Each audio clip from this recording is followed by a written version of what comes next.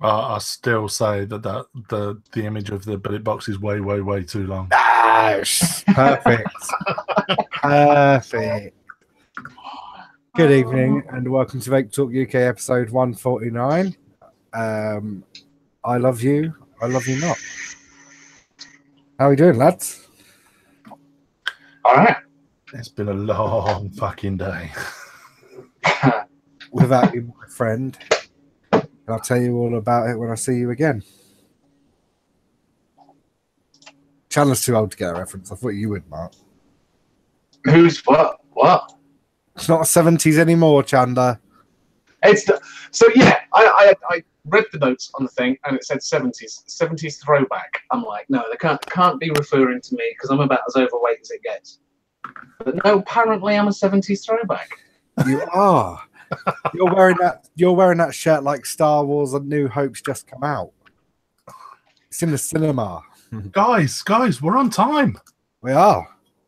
Technically we're a minute late, but you know. Nah, by the time it would have caught up, it would have been fine. We'll go with that one. Minute late.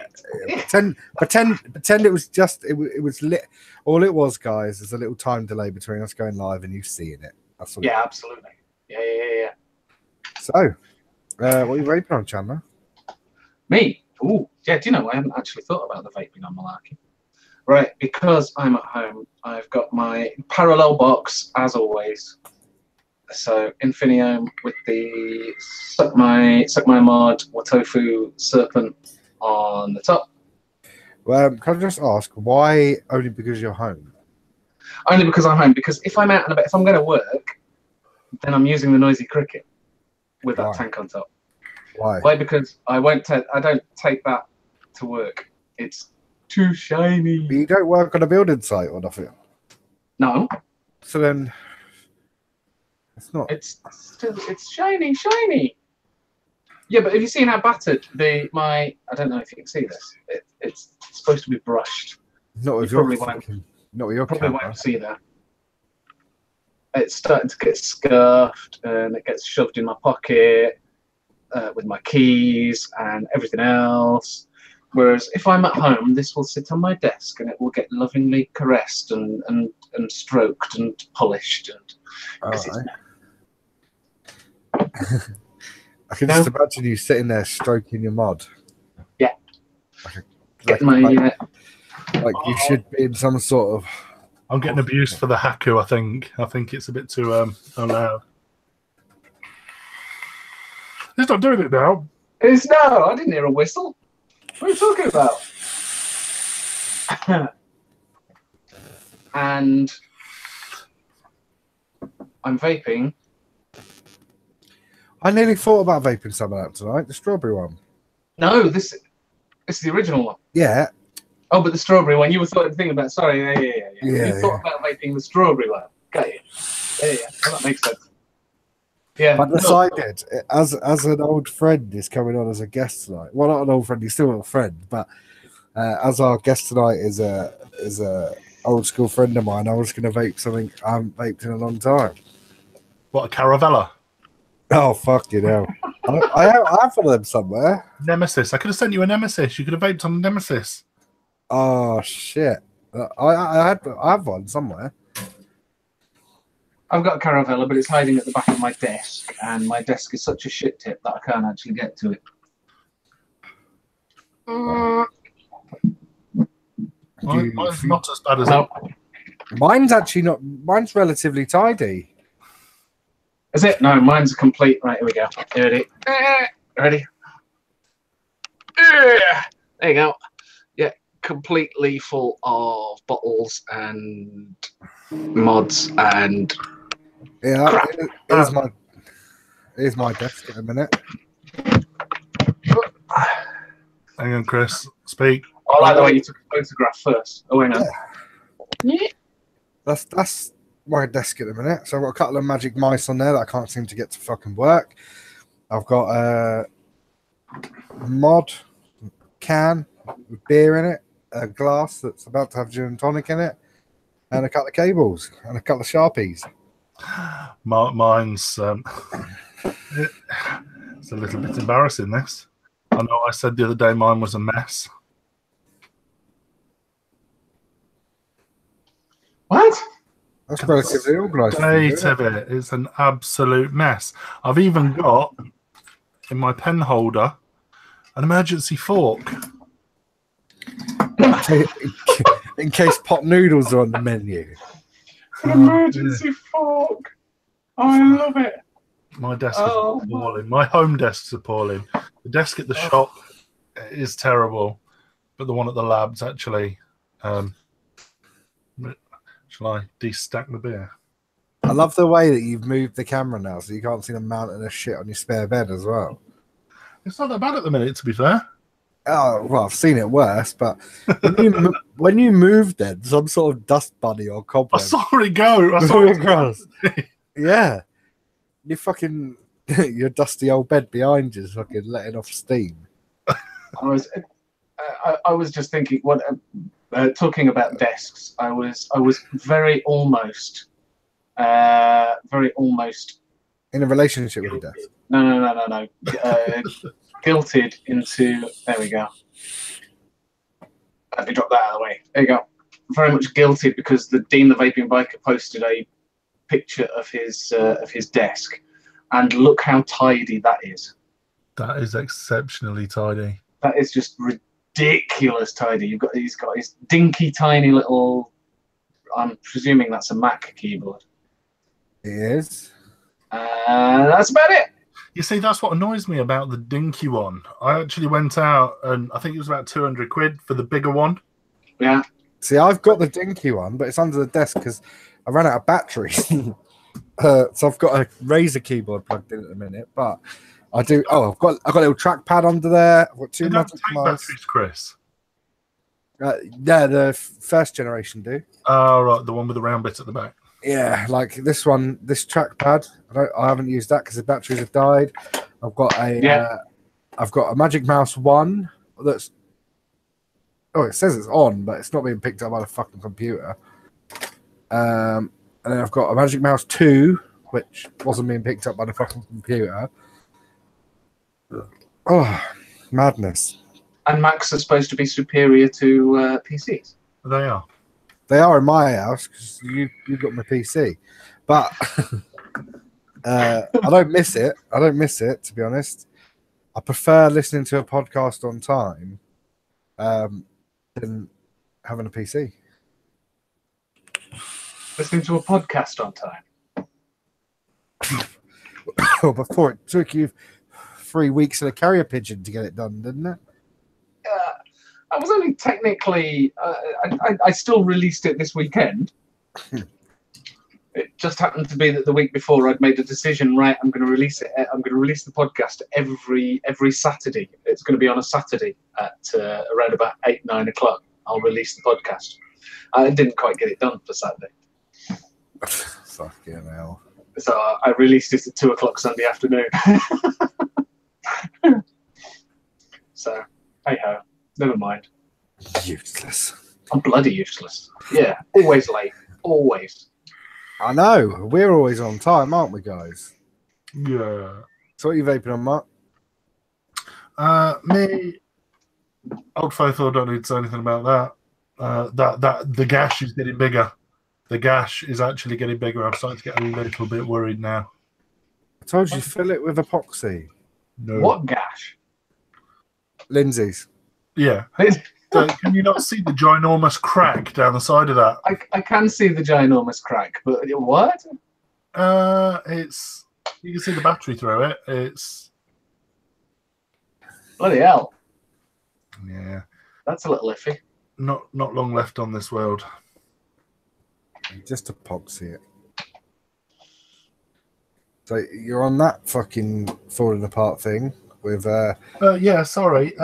And also, I know this is a little bit controversial. And I actually recorded a review on Sunday, and I meant to put it out before the show today. I didn't expect to like it. is that the Pulse? It's the Pulse, the 80 watt. See, that would go very well with this new RDA I've found. Well, I say I found. Is his name Andrew Wiltz? Yeah. Just want to double check. Yeah, Andrew Wiltz. He inboxed me and was like, "I think you like this. It's a bit like the. It's a bit like the. The mesh. The what? The mesh. That's the one. In fact, I've still got one brand new in the box. Well, I say brand new. One build, binned, never to be used again. Was that the mesh thing? Yeah. I want to get a picture of this up. You quite like the mesh one, though, don't you, Chris? I do, mate. I'm going to get a video up, and I will just skip through it to get pictures. It's still shots. Let me share my screen. Screen share, screen 2. You see that? Hey. I'm gonna make it full screen. Yeah. So this is essentially like a vertical velocity, but it takes mesh wire, that meshy stuff, and you can clamp it in either side. And what I think is fucking awesome is they have this section here. So this section there is like it's a post. It's an extended. Oh my god, Chandler, it's a post. Hey, let me show you. It's a post. So no. You wrap your coil around here, the mesh coil, but you can have single coil or dual coil on this, and this then creates a circle. You stuff that full of wick, and this is a squonk pin that soaks the middle of the wick and on top. No way. So the juice comes out of, I'm using my mouse to point to it. So those holes, like, yeah. So you get a hole in the middle and at the top. Yes, you get the mesh, you clamp it in all the way around in a little circle. Oh shit, go back a bit. Fuck's sake. Like this. Why is that? There we go. Jai Hayes loves the mesh. Well, it's not getting on very well with round wire, is it? But whoa, look at that. So that goes, so you can swivel that post. You can swivel this either way. So if you want a dual coil, you'd have it in the middle, and if you want a single coil, it'd go like that. And then you stuff your cotton in. You need half a tin of cotton for that. Shut up, you. So you cut that. Hang on. Where's the airflow? Show me the cap. Let me finish, dickwad. No. So once it's all juiced, he took the squonk pin out, but essentially the squonk pin would go up and fill that up. So you completely cover it in cotton, you soak it, and then it's got this airflow that goes. So there's a blank bit that covers there. If the video would jump, there we go. So that's where those posts are, and then you've got airflow all the way around. Look, there's a squonk pin. See, it's all squonky-licious. And then, man. Yeah, how fucking cool is that? And that's that with that amount of cotton in there, that's gonna just you're gonna squonk it and you're gonna be able to vape it for half an hour before you need to squonk it again. Yeah, you'll go through. Oh, no. You go back to a deck filled photo with the cotton on it. Right, there we go. Airflow for days. What the fuck? What do you Where's mean? the airflow? So, I'm being facetious. Where's the airflow?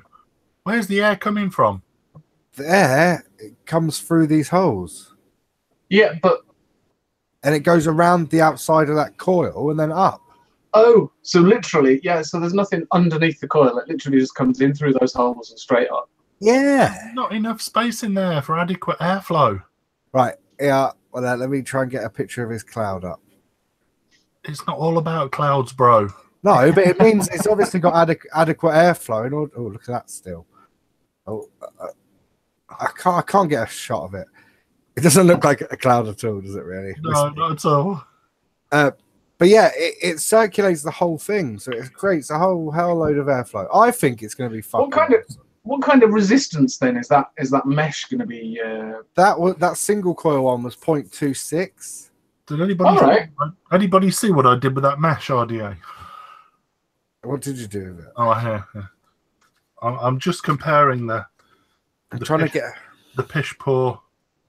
So do you cut? So with the mesh, having never used mesh, so that I can see what you've got there. Yeah. You just cut that into a strip and put it in. Yep. Literally cut that strip, wrap it round. You don't even need to wrap it. You literally just tuck it into the clamps. And that makes the circle. Yeah. You see, right, the mesh RDA, I'm just going to pinch your depresent you. Yeah, so I'm going to... So, anyway.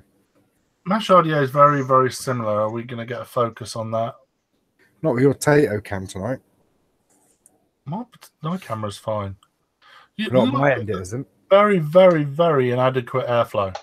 But your mesh goes up and down in a horseshoe, whereas on that one it goes round in a ring. Let me take some. Go round in a ring. Yeah, but that goes and that's round. Is 0.07. 0.07 my cock.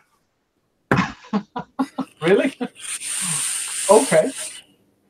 Right, what do we go for? Stainless? Canthal? Let's go for a bit of stainless, shall we? I can't get over how fucking good this is. What? Why? What you got? I've got in this. Speak. Skilicious. Do you remember this?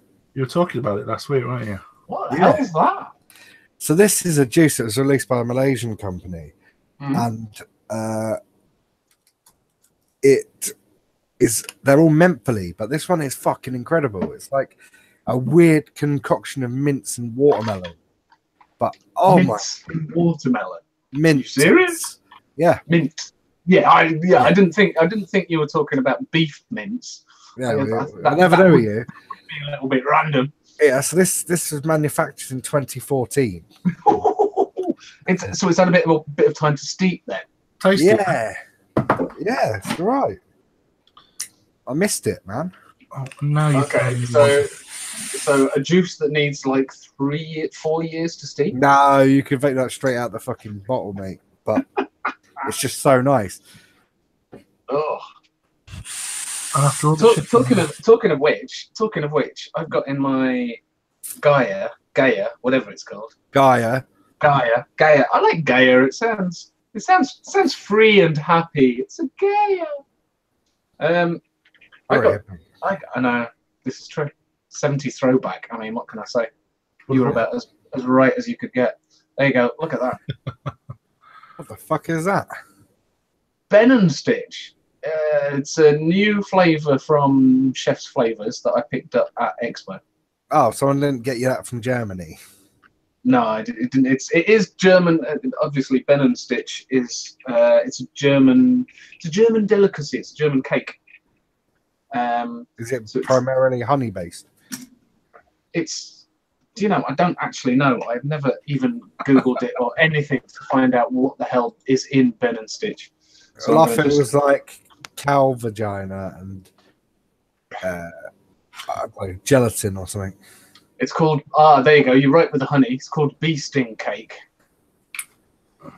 So bee sting case. Or bee sting cake. That's what Ben and Stitch. So basically, the translation of Ben and Stitch is bee sting. So basically, it's full of fucking bee stings.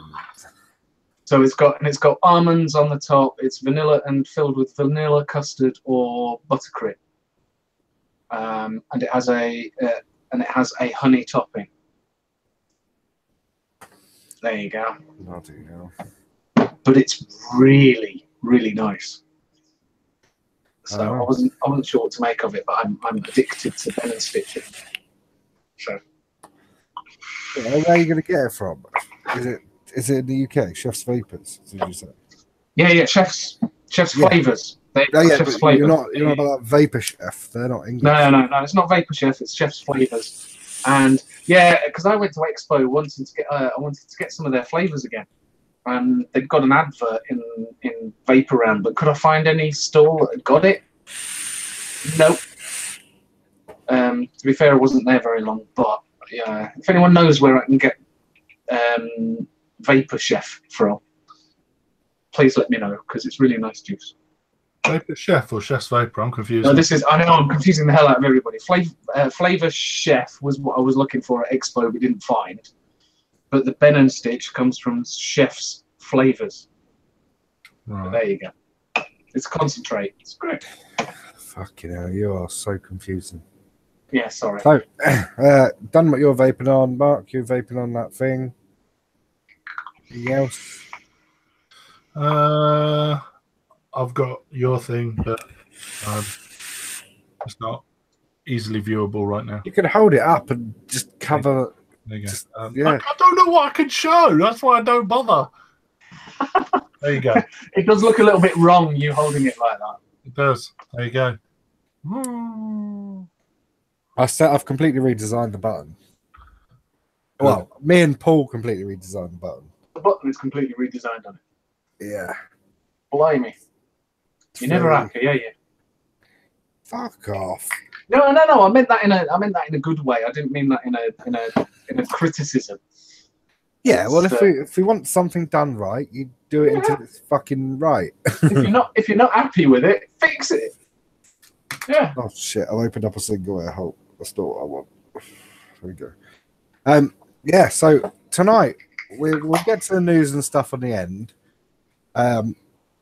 But I want to talk about falling in and out of love with vaping. Currently, are you in or out of love with vaping? I've fallen in and out of love many, many times throughout my vaping career. Is that fair to say? Yeah. Yeah, I'll go with that. I wouldn't say fallen in and out. I've still vaped, but lost my passion, lost my vaping mojo, as it were. Yeah, I completely agree. I think a lot in the industry has changed. I'm going to send a guest star link and get him in. But Chandler, what about you? You in or out of love with vaping? At the moment, I'm in again. But if you'd asked me before Expo, probably I was a bit near.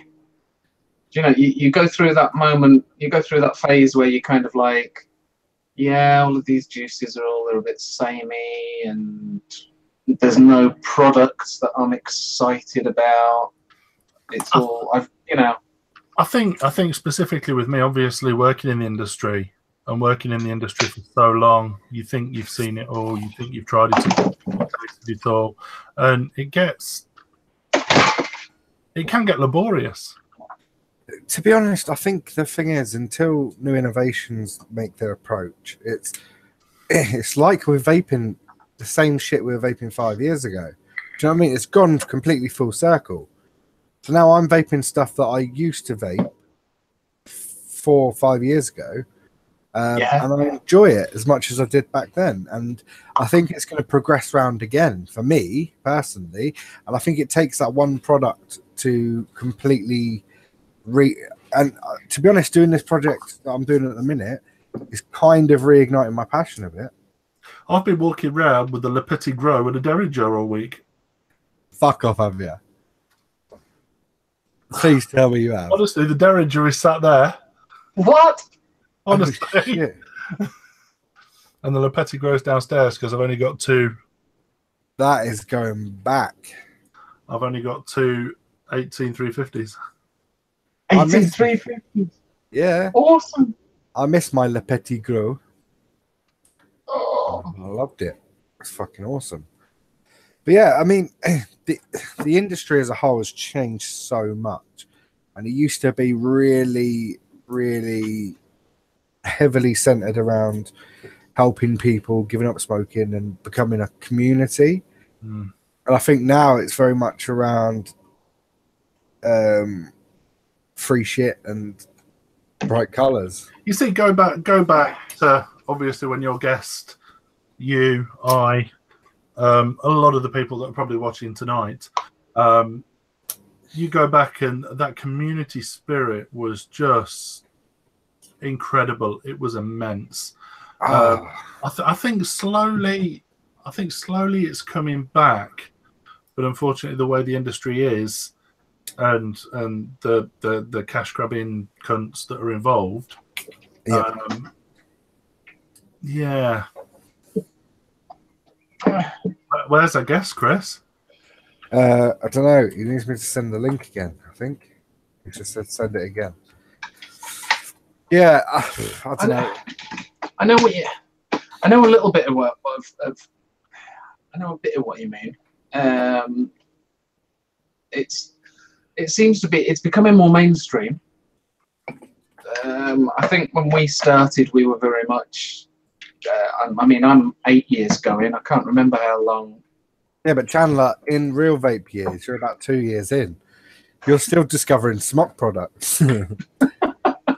You've just found out about the Nautilus Mini.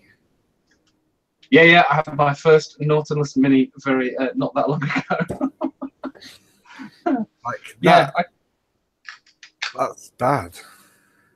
Well, you know, I found I'm very good at finding shit that I like and sticking with it.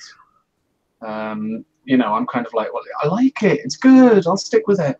How many years in are you, Chandler? 8 years, pretty much this month. 8 years. So you've seen it all. You've tried it all, apart from the Nautilus Mini, and you buy what you like, and you stick. Yeah, yeah. See, and I kind of know what I've kind of got in my head now what I want, and this is what I'm wanting to move to. But it's definitely, after 8 years of vaping, it's certainly not smoking cessation anymore. It's a smoking alternative. If you were to stop vaping, would you go back to the fags? I doubt it. I'd like to say no, but I don't know. Do you know what I mean? My missus is still smoking. If I stopped vaping, I think I would be stopping. But I'd probably suddenly turn into a raging alcoholic. What milligram nicotine are you at? I dropped it down. I dropped it down to 3. I dropped it down to 2 milligram, and I've gone back up to 3. And I'm waving the wrong thing because that's my mouth to lung. I've got my mouth to lung right down to 6 milligram, and then moved over to direct lung. Whilst we're just waiting for our guest, something that just sparked my brain, Chandler, something you said about variety and things like that. Now, obviously, this kind of tucks into the subscription that we put in the title. How do you know what to try? Because you don't use many shops, do you? Me? Yeah. Yeah. No, I don't use. I don't go into shops virtually at all. I go in. I've popped into Plume Blue now and again. There's a nice shop in the centre of Rotherham that I go into. That I now can't remember the name. Something to do with a crane. Anyway. How do you decide what to buy? How do you decide what you like? How do you decide what to choose when you're ordering? Well, it's purely what I've seen. Facebook, basically. Facebook, a little bit of Instagram. So you got other people's recommendations then? Yeah, mainly Facebook. If you guys have got something and I go, ooh, what's that? That's shiny. Like my next thing that I'm looking at. Have you seen Dean the Vaping Bikers brought out a mod? Have you seen it? No. It's called the Basium, and I'm holding up my drone because it's going to be very. It's not similar to the drone, but it's a dual battery, dual 18650 squonk box. Forget on the picture of it. Have I got? Yeah, now there you go. This is where I'm gonna have to try and find it. Forget hardware now for the conversation. Let's talk about juice. So let's say juice. Let's say juice is your thing. Let's I'll find a picture of them. Let's say you're a custard fan.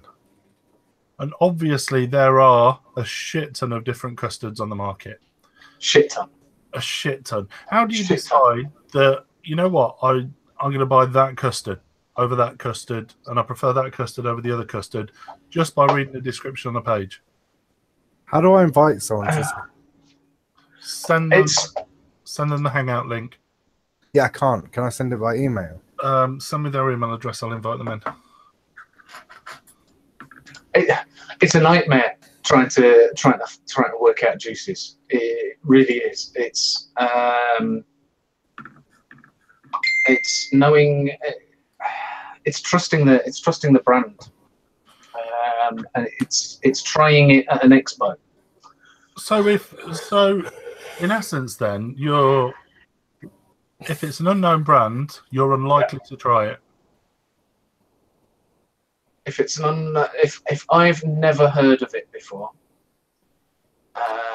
Do you think potentially hundreds and hundreds of brands out there that are producing and manufacturing amazing, awesome juices, and just because they haven't made it to the main line, or that you're not trusted?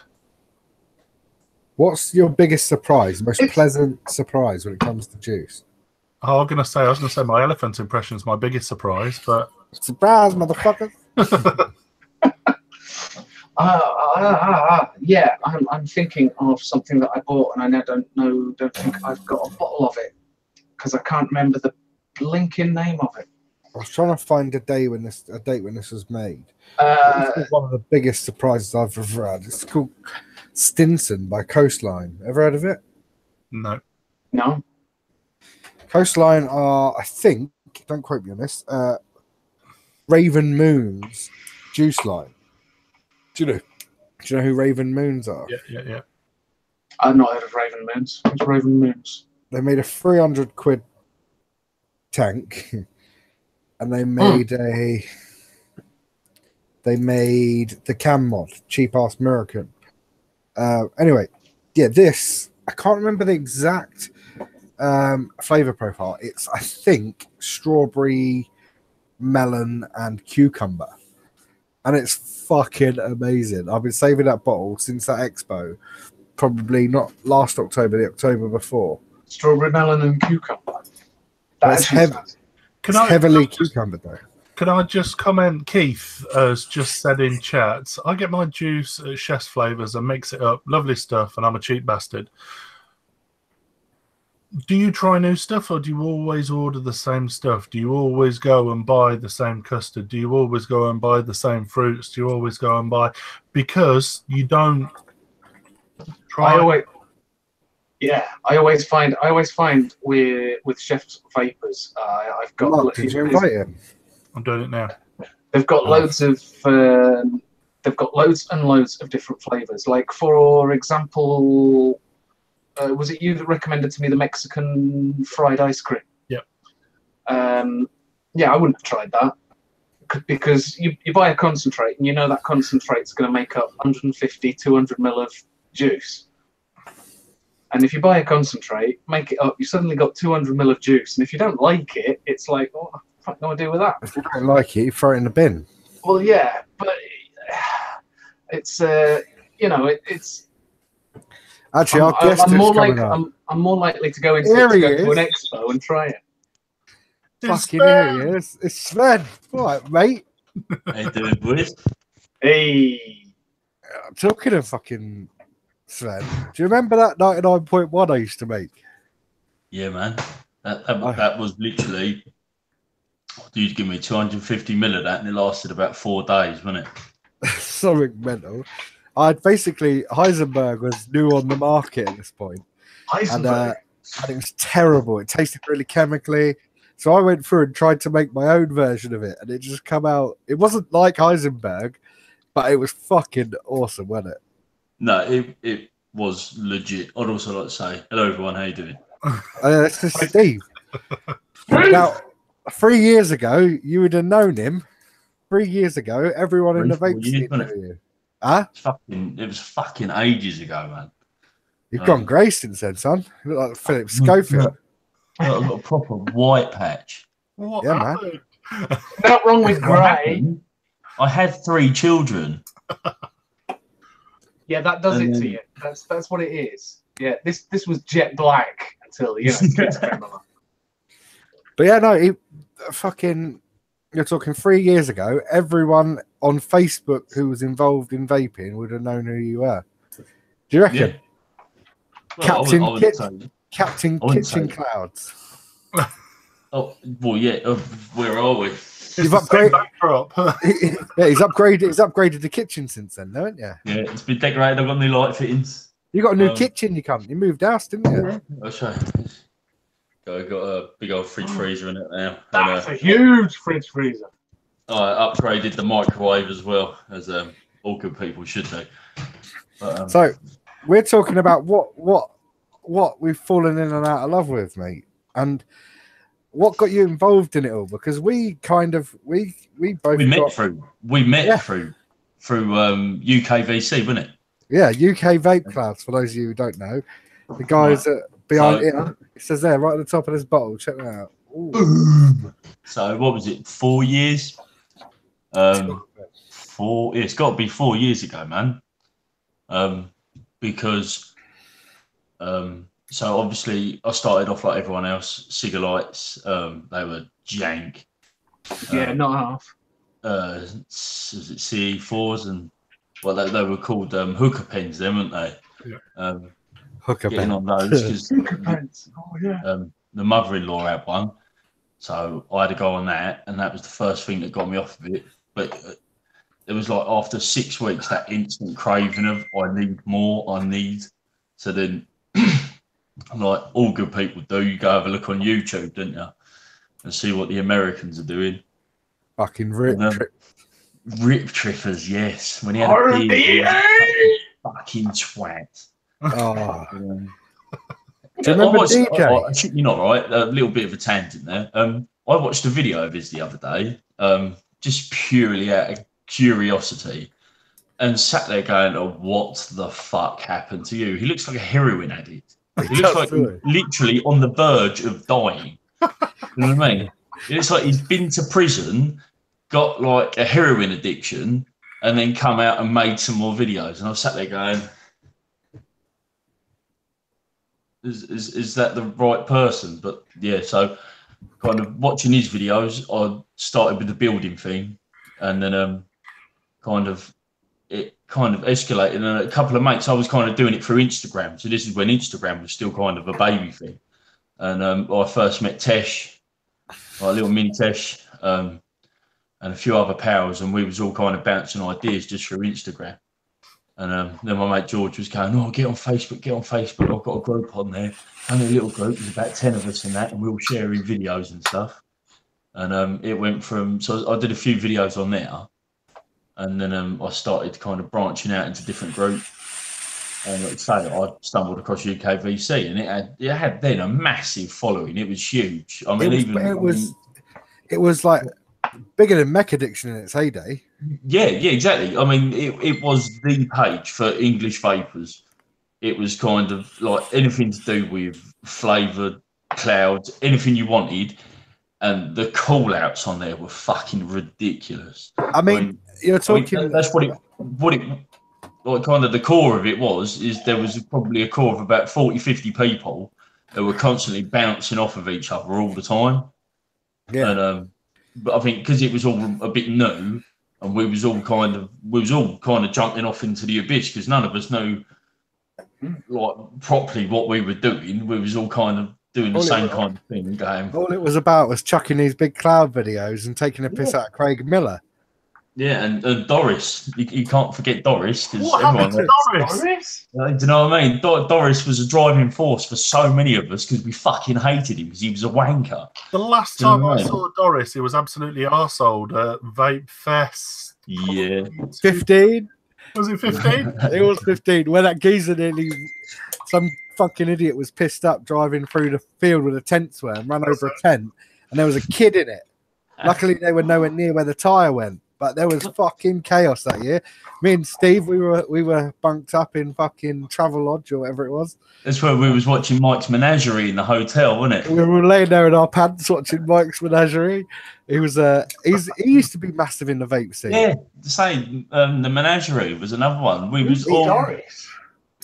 Steve Dorrington, his name is. He's famous. He's famous for spunking on a coil and vaping it. Yeah, he Yes. vapes his own spunk. Ew. He's also Okay. famous. Yeah. When Oh, we- fuck me. When we was at Vape Fest, he was that fucked. Now, I'm not being funny. I'm not going to lie. He was blatantly pissed and on some form of drugs because he went to walk into the custom vapes tent and walked straight into the metal pillar that was the doorway. And me, Baz, and Tom were sat there, and he just went "Ugh," like that. And we're going, "What is wrong with you?" Then when we got to the cloud comp, he overstood the mark by about 2 foot, wasn't it? And then still Oh, blew like a God. 4-foot cloud. I was judging this cloud comp. Me and Chris Bones and I think Ben Gardner was involved, but fuck him. Yeah, the Bones was there, wasn't Yeah, me and Bones and fucking me Bones and that were fucking judging this cloud comp, and I really, really wanted Doris to get through just so I could kick him out in the later stages. Because he used to Photoshop. No, he used to Photoshop pictures of his clouds. He used to Yeah. cut out chunks of them and add them to the end. And then So he it looked claimed like- it was a social experiment. Yeah. And he would do these fucking, oh my God, it was so funny. He used to drill like fucking 6 mil holes in the side of his RDAs to fucking chuck a beast of a cloud.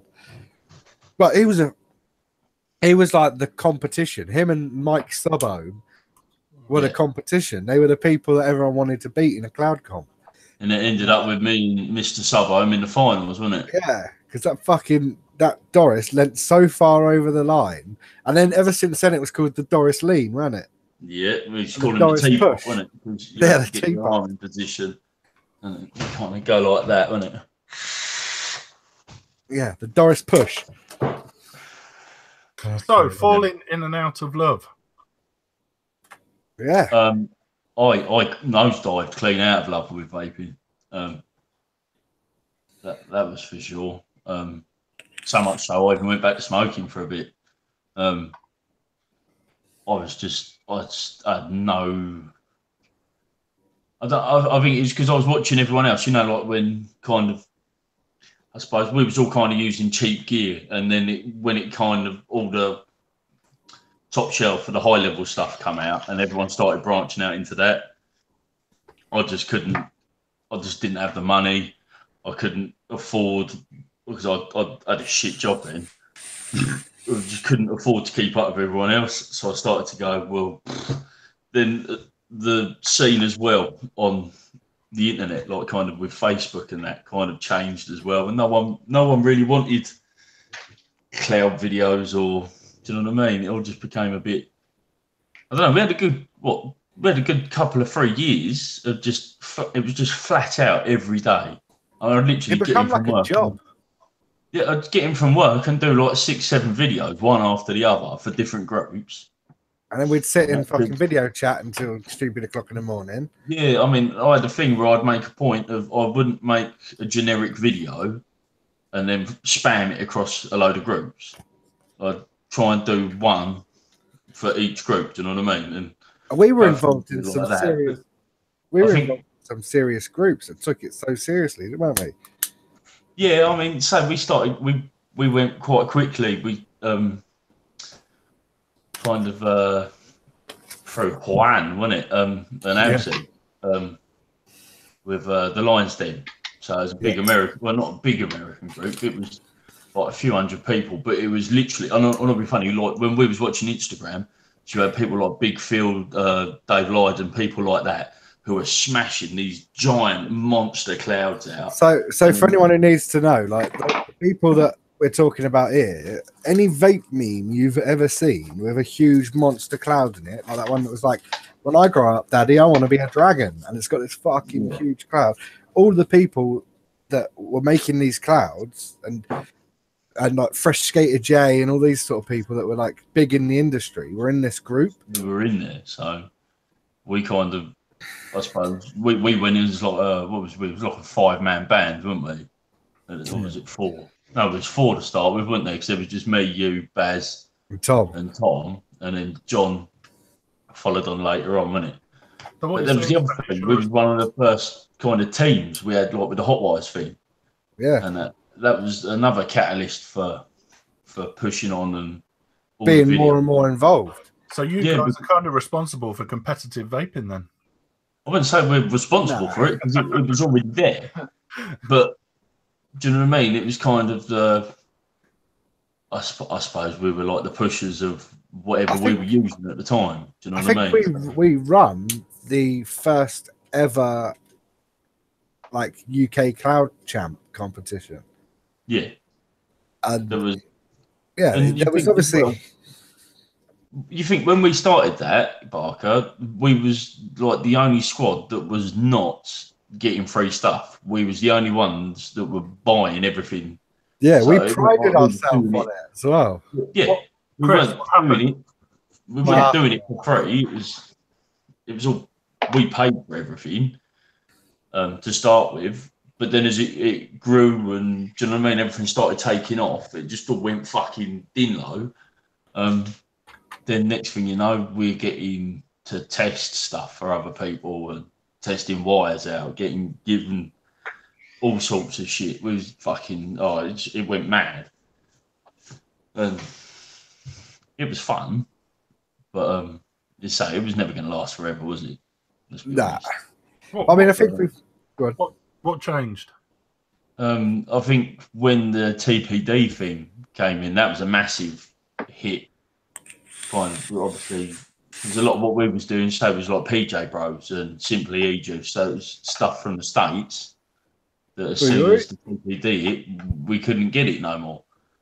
So it was like, oh well, all the stuff I love, I now can't have. Or do you know what I mean? So and I think it took me a long time to find some juices that there was nothing else I wanted to vape. Do you know what I mean? It covered everything I wanted from vaping. Since the PJ Bros thing, since that kind of stopped, I mean, obviously you still talk to them and whatever, but I've never found anything that I want to vape as much as that. And even saying that's got to be a good 18 months ago now. I was having a rough guess. It's about a year ago. Yeah, so about a year ago the TPD. What I've just found. Look what I've just found. What the hell is that? That's just being an arsehole, Mark. Hey, Sven. I will send you some. Check this out. Look. Oh shit, not that. Here we go. Check these bad boys out. Look. Hey, look, check this out. Oh, you fuck! That's tricky. Hey, I'll do you one better than that. You two, you fuckers talk amongst yourselves for a minute while I find this. No, I mean, let's say we got in American groups and we found like a core of people that we really got on with, which turned out to be Clay and Nate from PJ Bros. And so we got on really well with them, and just like having a bit of a chat with them, we ended up as the first, say, outside of the US to be getting the juice and that. And I think it's fun. Oh, don't do stuff like that. That coffee though. How much? Yeah, I'll send you it. He's not saying no to that one. No fucking way. But it's. I mean, it finished as fast as it started. To be fair, I mean, we went from making. I mean, I had a trolled back through my old Instagram, and I found my original intro video to UKVC. I mean, it's fucking ridiculous when you watch it.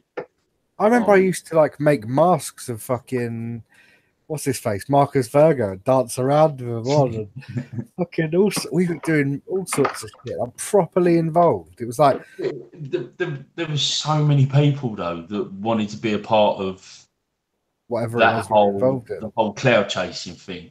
And then it was kind of, you'd have people coming and going, oh, how do I do this? And everyone was helping each other. And do you know what I mean? Everyone was kind of pushing for the same thing.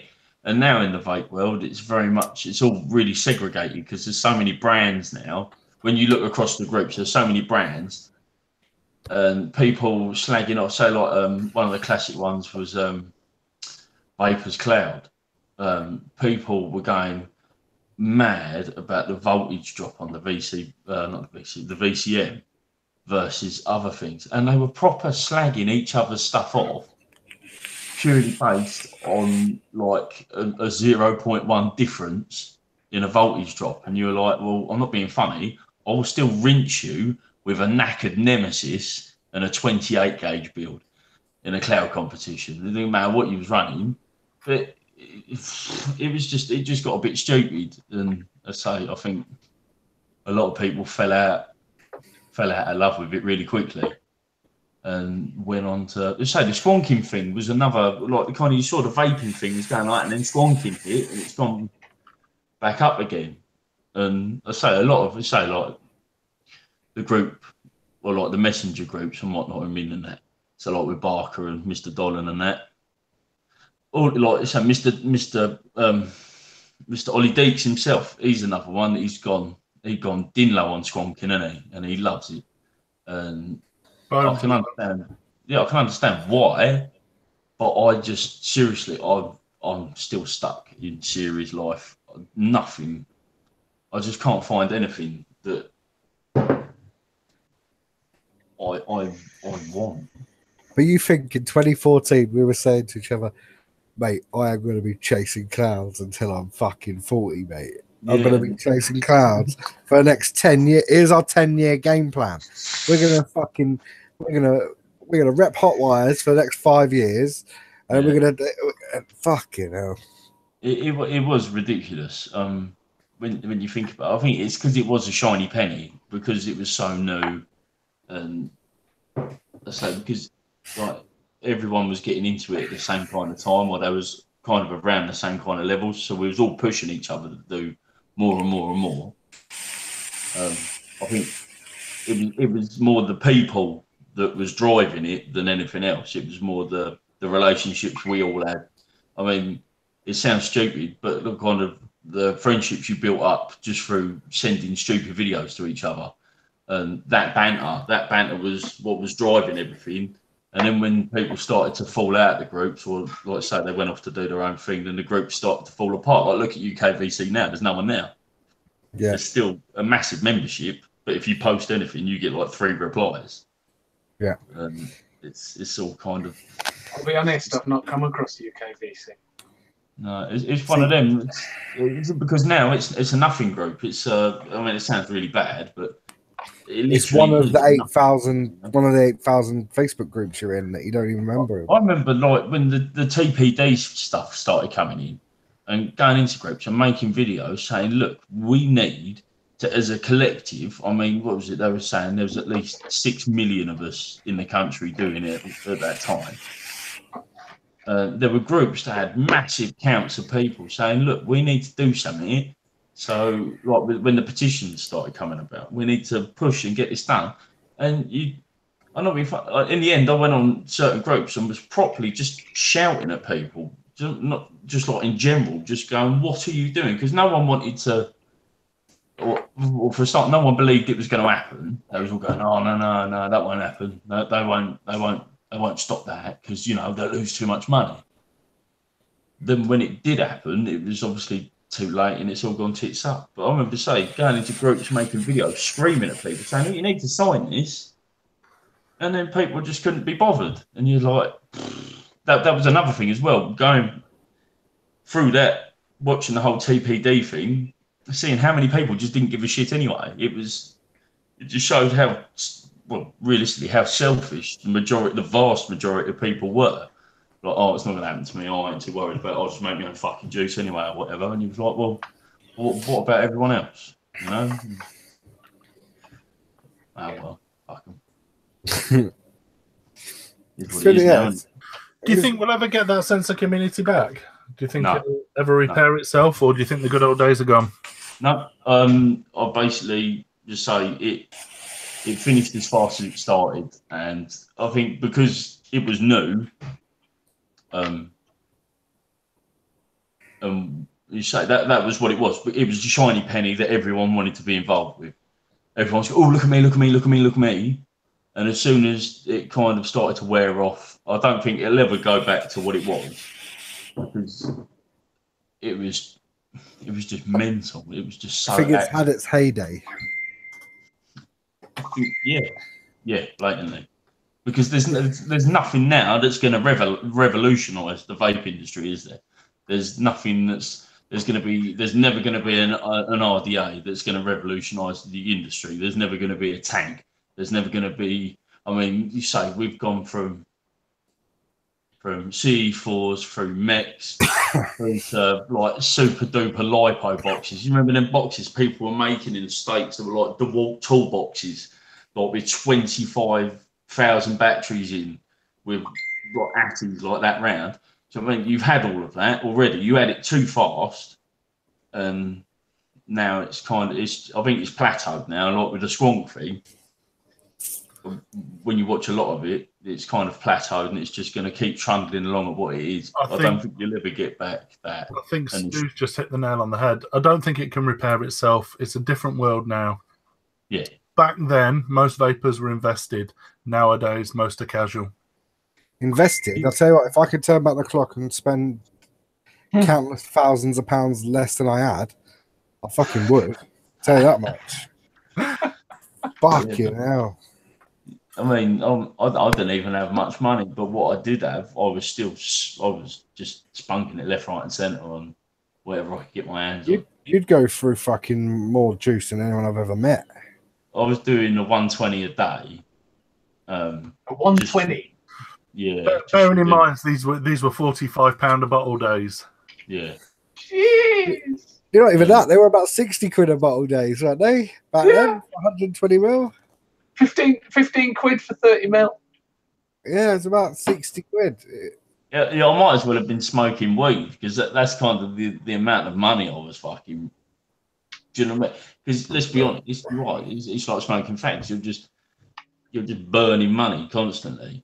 And say the more, like, this is what I used to do my night, is you look at the high end stuff. So like nowadays you've got the Comp Life, and do you know what I mean? And you had the AV and all of that, and it was like £800-900 for a tube, and I was like, why would I spend that kind of money on something that realistically I'm going to have to sell, because now I can't pay my rent? And that's what you saw a lot of as well, was people were buying things to then sell them on free pictures on Instagram, and they've got to sell it because they've got to pay their rent, or they're going to lose their car or something. And it was all about that. Like, people were doing that all the time. They were buying stuff to hope to sell it off for what they paid for it 2 days later, after they'd got free pictures to say they'd owned it.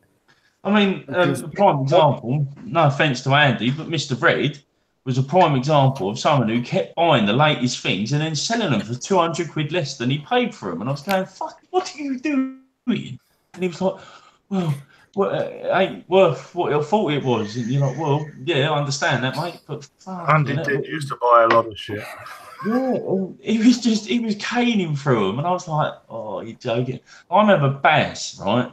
Mr. Shaw, prime example of someone who used to spend his money on the wrong things when Limitless first came about. Oh my God, how much did we take the piss out of him for that? On the Captain Sausage mod. The worst, I'm sorry, I mean, if you like Limitless, whatever, yeah, they're shit. But he was spending ridiculous money on them, and you were like that guy, dude. And then he used to go, why haven't you bought anything there? I go, because I've got no fucking money. I spent my money on Manhattans, and I just melt insulators, vaping at 0.05 and stuff like that. So I've just got to buy some insulators. I can't afford any mods. Sven, do you think that obviously UK modding's on the rise now, so there's a lot of cottage industries that are manufacturing and producing mods that are hitting that £700-900 mark again. Do you think that people are more invested into the person that makes them rather than the group or the company that makes them? I think realistically, I mean, let's be honest, those companies that are coming about now are 5 years too late. We needed that. We needed those homegrown firms making that stuff when the industry like exploded in the UK. Because if you'd have had that, then I don't think the likes of AV and say all of what was coming from the States would have had as bigger impact as what it did have. Yeah. I remember there was a bigger price tag. I remember there was a company from up north, like a northern firm that were going to make, or they did start to make tubes, but then they priced themselves out of the game.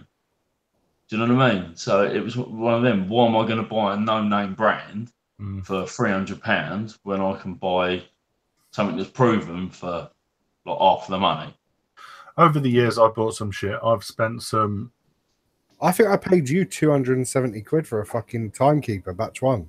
Yeah, no, you bought that off Ollie, didn't you? No. Oh yeah, maybe. Yeah. I sold it to Ollie for 325. So you got a bargain.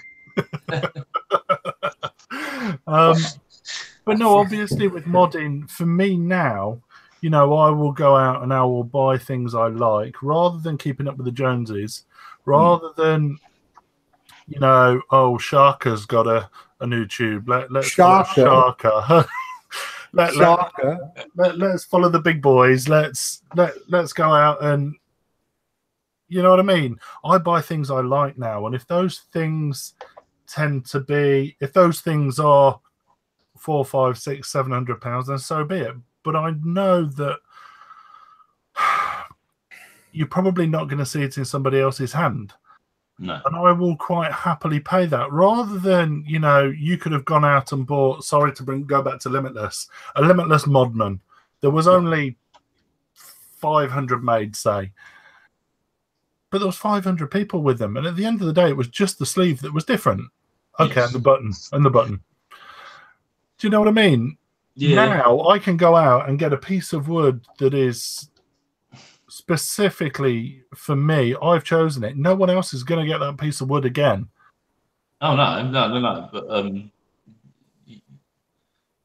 again, it's now becoming extremely specialised in that kind of sense, isn't it? It's the mass markets. The mass market now is filled up with shite, smoke tanks and boxes, you know, like the alien boxes. The vast majority of it's all that kind of shit. And I mean, there's always gonna who was it? Geppetto. Now that's one thing I remember from when I started. The Geppetto boxes were selling for 10 grand and 5 grand, and I was like, I've been looking at people going, how can they justify that? And they're going, well, it's a one-off. There's only one of them, or there's only 2 of them, or. And like, now there's people in the UK making mods to that level. Yeah, but and it cost you 200 quid. Yeah, but I could never understand why someone would pay 10 grand for something. I'm not being. I could have fucked off and bought a second-hand Audi RS4 for fucking 10 grand and gone. You got that nice bit of wood mush. I've got a car with 500 horsepower. Do you know what I mean? It's. I could never understand. I mean, don't get me wrong. I like my AV bits that I had. Yeah, don't get me wrong. I love them. The Manhattan was by far the best tube of its day. There was nothing that could touch it. And it had some nice weight. If you wanted to hit someone with it, you could. It was a beautiful thing. And I'd spent my money there. So I'd spent my money looking through everything and going, right, I can afford this. Yeah, that's it, realistically. I think I took a picture of a load of AV Ables at a time. There's that picture it's like in your patio table. Yeah. And it's like £2 grand worth of Chinese. I mean, we sit there. I mean, say you used to go through the amount of gear or the amount of money that you'd spent in a month, and I was like, going, how the fuck are you not broke? And he was going, oh, well, I'll just go back to work and earn some more and then spend it next month on other stuff. Yeah, I mean, to be honest, now, thinking about it, oh my God, I would have changed my ways. I spent 700 quid on Rogue mods. I spent £2,000 in Expo in a day. And that was before I was involved as a retailer. Was that when you was still in the mobility scooter? Fuck off, don't even bring that up. Blanco. But like, I was kind of involved in the industry, and the industry had paid for that money. I'd earned that money, but spend it on shit. I'm just thinking to myself, Fucking hell. But for me, a lot of the, do you know, if I go to expo and drop $2,000, a lot of it is supporting friends. Yes. You know, Yeah. I will go, and I'm not saying it's a shit mod. I'm not saying at all. I went and bought the Sherms. I went and bought the Shermans as soon as they came out. Went and bought the Shermans. I bought the NATO. You know, I'll very rarely use it, but I go to show my support, and I will buy that product to show my support. Yeah. Yeah. And I think I've done that with a lot as well. Like I knew back then I hated tanks. I knew it. I knew I didn't like tanks. But I still bought the Churchill. I still bought the Sherman V2. I still bought do you know what I mean? I still bought that stuff even though I hated tanks for God knows how long. I used to be extremely anti-tanks, obviously in the cloud chasing days, because the tank wasn't conducive to a good flow. But when Tom first started coming up with the ideas for the Sherman, and was looking at it, and I said to him, I said, look, if you're going to do it seriously, then you need something that's going to run on series, something that we can put big fuck off coils in it, something that will handle a fair chunk of wick. And literally, I remember Neen's got the prototype now, and she uses that on her box, and it was completely flawless from the start in my eyes. I mean, the wicking channels were a little bit small, but everything else was spot on. And then when the production run come out, I'm not being funny, if I'd have had like a spare 500-600 quid, I would have bought everything there and then, just because the thing was, I'd look at a lot of things and I was going, well, what's the point of it? It's not particularly well made. It looks shit. With obviously the kind of the Asylum gear when it started first kind of coming together was like, I mean, we all had input into that as well. We was all kind of throwing ideas into what was going to be happening and the kind of direction things should be going and that. And when it first come about, I'm not being funny. I mean, like you had, I remember the massive Scottua versus Sherman thing that was going on, and you had people off the Scottua groups absolutely slagging it off, and the Modfather as well, Modfather groups, they were giving it such a hard time, but they were giving it a hard time because it was so much better in so many ways than what everyone else was using. And I say, what's on your door?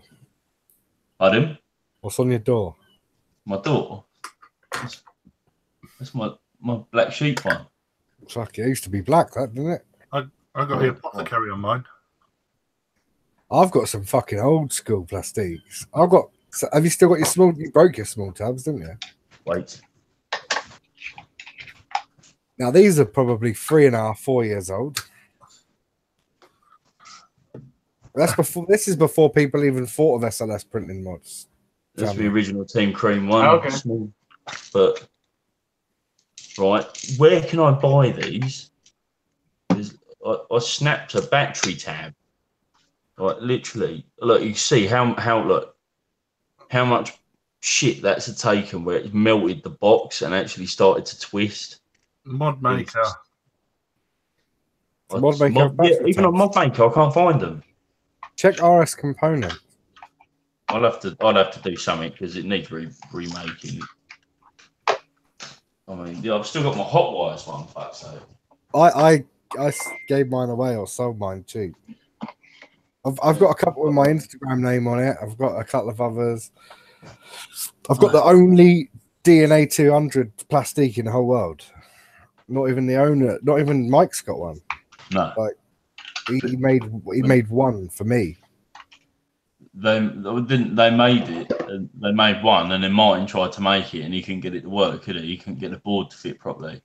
Yeah, I got someone in the UK to do the idea, and then you kept banging on about it, going, "Oh, I'll get it to work. I'll fucking do it," and that was it.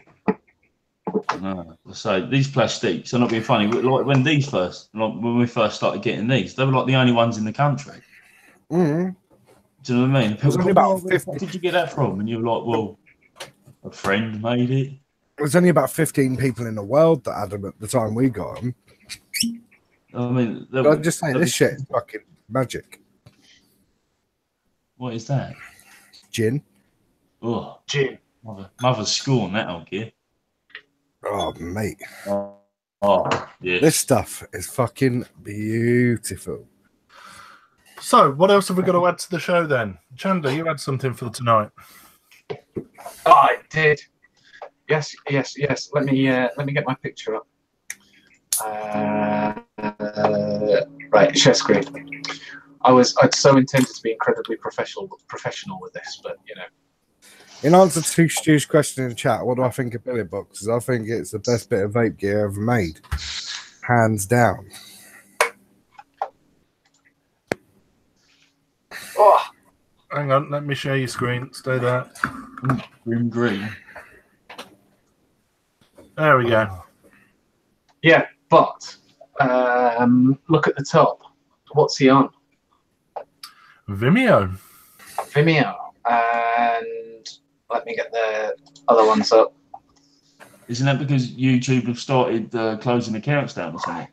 Exactly. We've got Vaping Biker is now on Vimeo.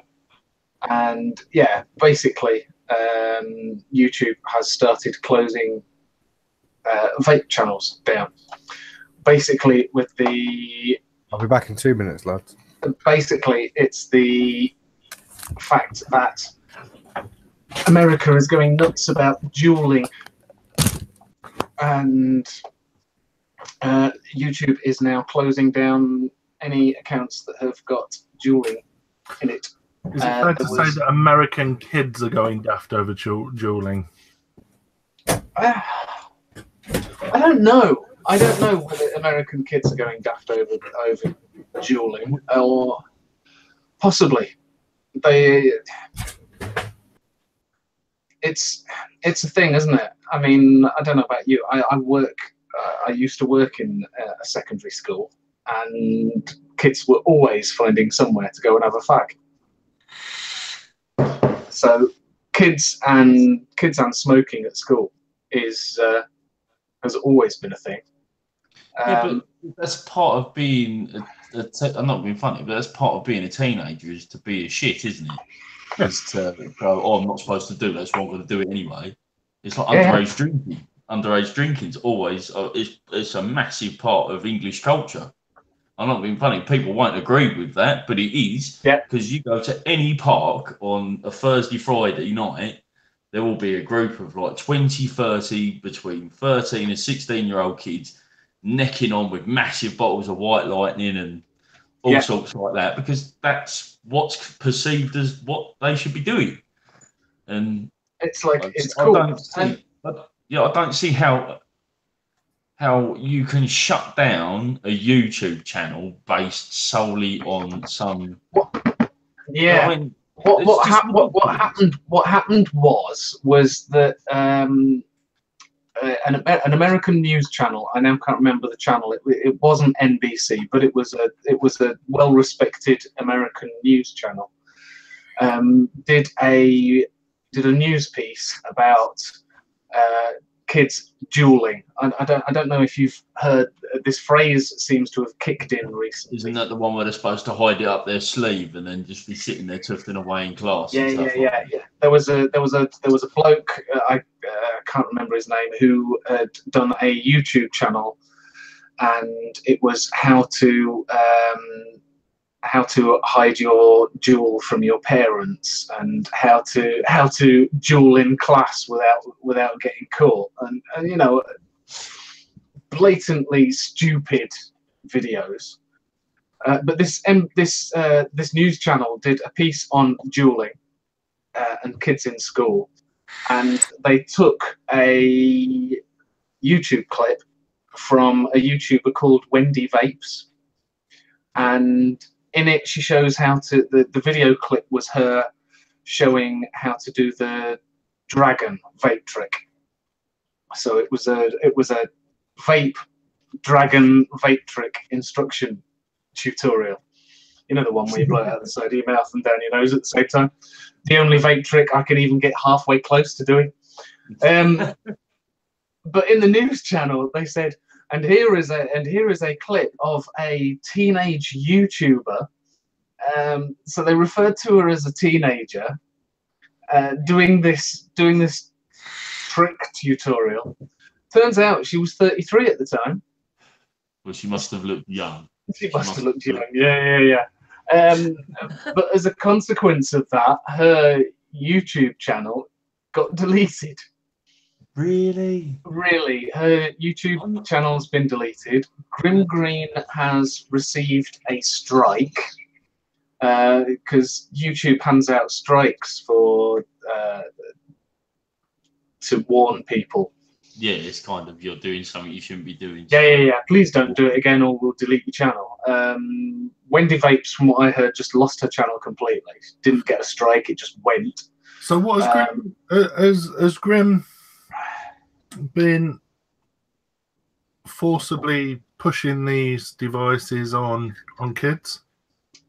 No, I think it's just been, and it because of all this news hype, and I mean, dueling has become a phrase. It's like surely that should be dueling. Do you know yeah, what I mean?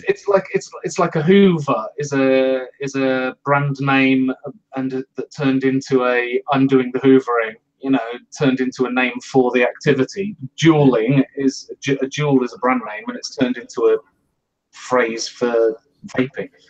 Yeah, when we were children, dueling was something you didn't do with. You know what I mean? You went and did it with a couple of sticks you ripped off a tree and you smacking the life out of each other. Yeah, I'm not being funny. We live in a world now, which, in my honest opinion, is fucking ridiculous. You can't say anything without upsetting someone. You can't. Do you know what I mean? You can't. You cannot do anything without a vegan on Facebook having a fucking meltdown about it. And you're looking at them going, they go, oh, you can't eat that because the animal's already dead. So what's the problem? It's the world we live in now is just it's gone too far. I was listening to the radio the other day. There was a radio program about people who are campaigning about plants' rights, the rights of plants. Yeah, so that's vegan's fuck. Yeah. I'm like, what? Excuse me? Can I just say, let me interject there. Go on. Sorry, I was back for a minute, but I thought Eat some it. Yeah, sit and have a cheeky custard cream while I listen to you lot. But I saw a post the other day, right? There was genuinely some sexual rights activist who was campaigning for adults to ask permission. Oh my god! To change their nappies. Did you see the woman's video she made asking her, like, it's like a 2 or 3 year old girl going, "Can I change your pants?" And the kid's going, "No." But you've shit yourself and you stink. No. And she's going, "Well, you've heard it from the horse's mouth. I'm not allowed to change her shitty ass." And you're like that, going, I'm not being funny. My youngest, I'm not being funny. If he's pooed his pants, I'm going to change his bum, whether he wants me to or not, because it's hygienic to. I'm not being funny. You could come around my house as a full-on liberal and I will smash your head off the floor, because you need sense knocking into you if that is your outlook on life. We've just had someone in chat who says, as a pansexual, Buddhist, vegan, steampunk lesbian who self-identifies as a small wicker basket, I'm deeply offended. Well, good on you, wicker basket. Go wicker. Go wicker. It's pure. I've got one of your brethren with us. Yeah, didn't they burn the Wicker Man? So there's been plenty of times I wanted to set fire to Stu. Yeah, I can understand that. but in all seriousness, though, the world is getting mental. It's not just. I'm not being funny. The UK is not too bad. I mean, because we are quite logical people. I mean, we like to take the piss out of everything. But we are. But America, I'm not being funny. If you're watching, you're American. Your country is fucking stupid. You have got some of the stupidest laws. I mean, you've got the stupidest person in the world running your country, and I don't care what you say. He is a retard. I'm not being funny. If you can walk around with that haircut, there is something wrong with you. I mean, I mean, it is. It's just fucking unbelievable. And I'm a little concerned that this. Your I'm a little bit concerned that this YouTube channel is going to get deleted live. Sorry, Mr. Trump. I do apologise. I love your hair. Do you know what I mean? Americans are just genuinely mental people. I mean, I don't know if it's. I mean, surely the gene pool's not that small over there. It's fucking gigantic. So what is going wrong? It's the low population density, I think. I mean, the thing is though, in the UK, if there's a nutter to be found this morning, we'll find them. Yes. Did you see that one about that where they were interviewing that people like fox hunt and mildew or something, and they both identify as like animals or something, and they were like, "Oh yeah, today I'm a badger." I identify as a badger. Yeah, but you're a human. Yeah, but I'm a badger. I would go up to that person and rub their arse and see if his arse was rough. Yes.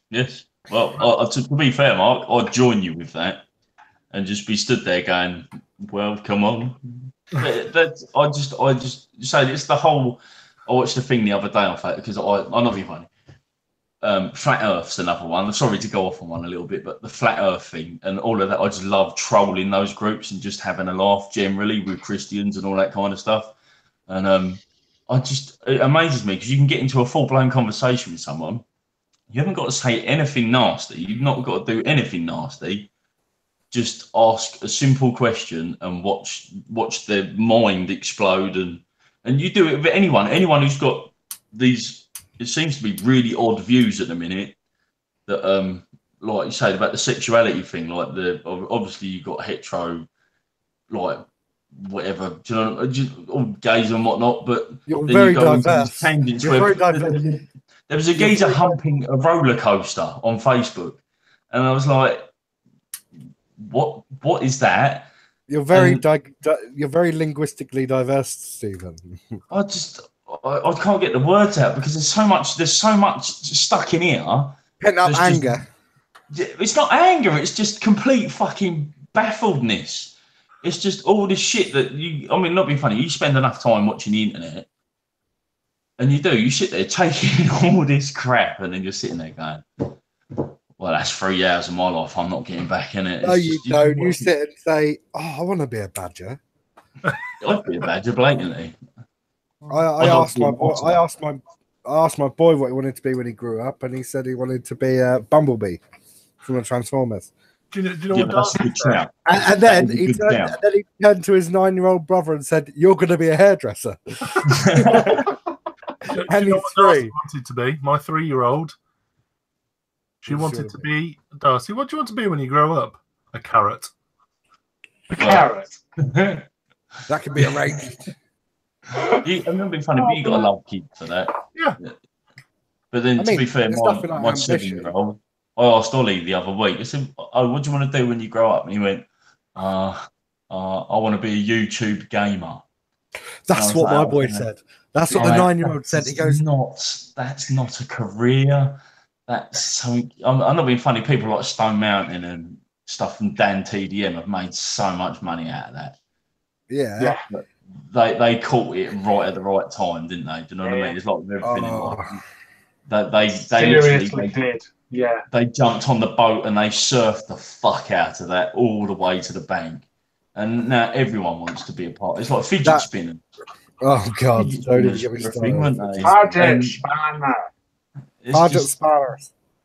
know what I mean? That they out of nowhere became a thing that was in quite a small select circle. Yeah, because me and Mike were making them. We sent a couple of designs to China, and then all of a sudden, every man and his dog had a fidget spinner. I remember walking in the corner shop, and there was a display on the counter of different coloured fidget spinners, and I looked at the bloke and went, "Really? Do you sell many?" And he went, "We sell fucking loads."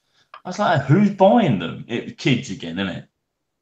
Yeah. Kids buying utter toots that they don't need. See, I like watching some YouTube. We're getting back to the mods again, aren't we?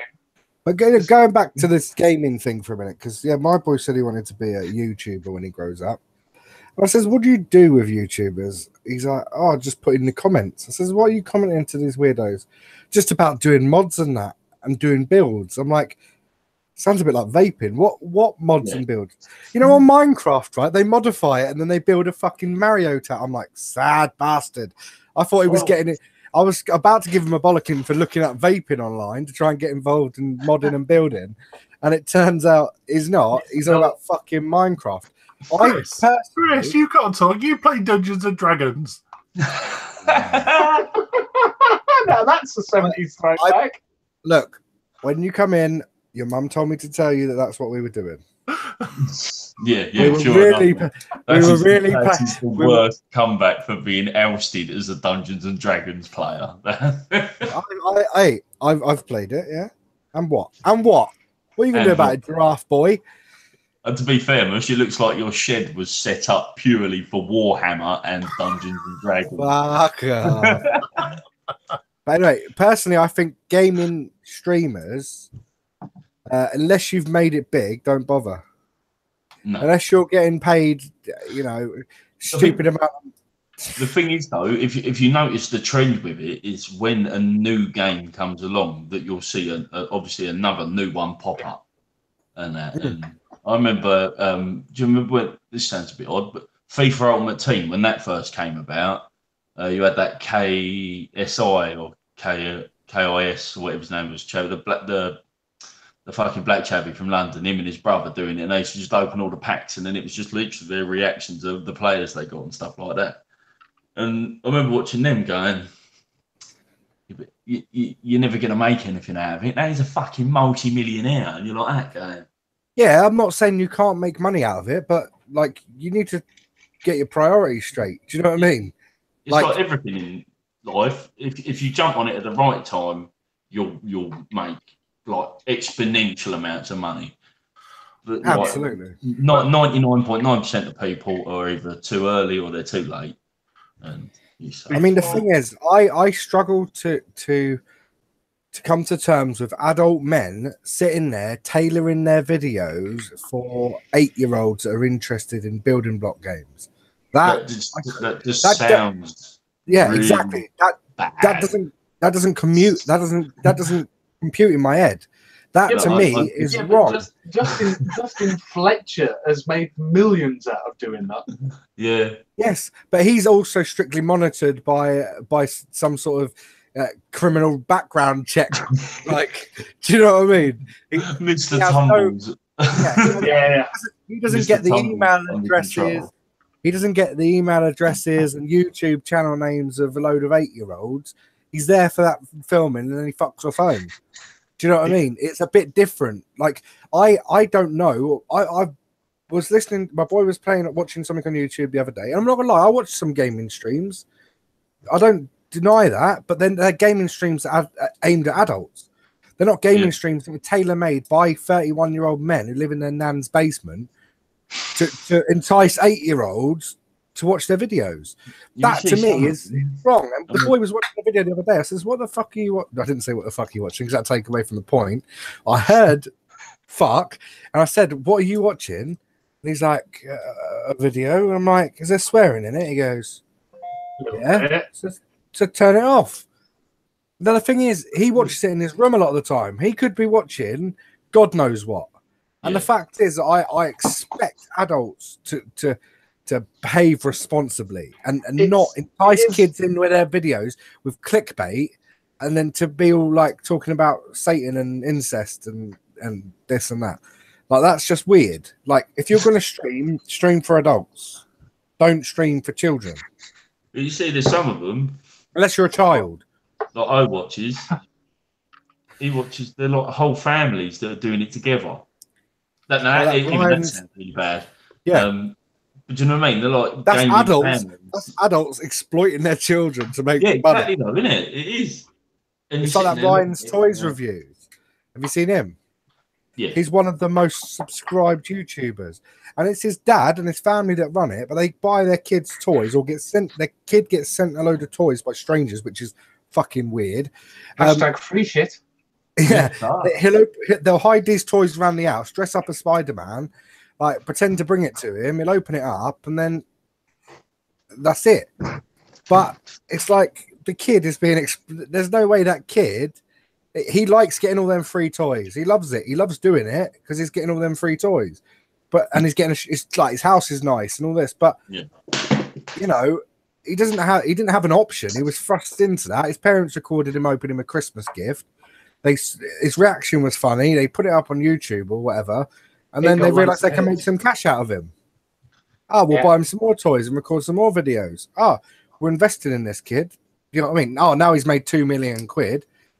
Do you know what I mean? Don't get me wrong. I much like a lot of us, I will go onto YouTube, I'll click something, and then sit there for 4 hours going around in circles watching random shit. I do it all the time. If I was to open my YouTube subscriptions at the minute I'm looking at people that walk around derelict buildings, people that do... Yeah, I do that. I saw some good ones of them the other day. Some skip diving. Skip diving. Oh, yeah. I watched that, actually. It was like a geezer that he went into like a skip and was looking for like games that they threw away. Yeah, I've seen that. But I'll sit down at night, like tonight, I'll finish the show.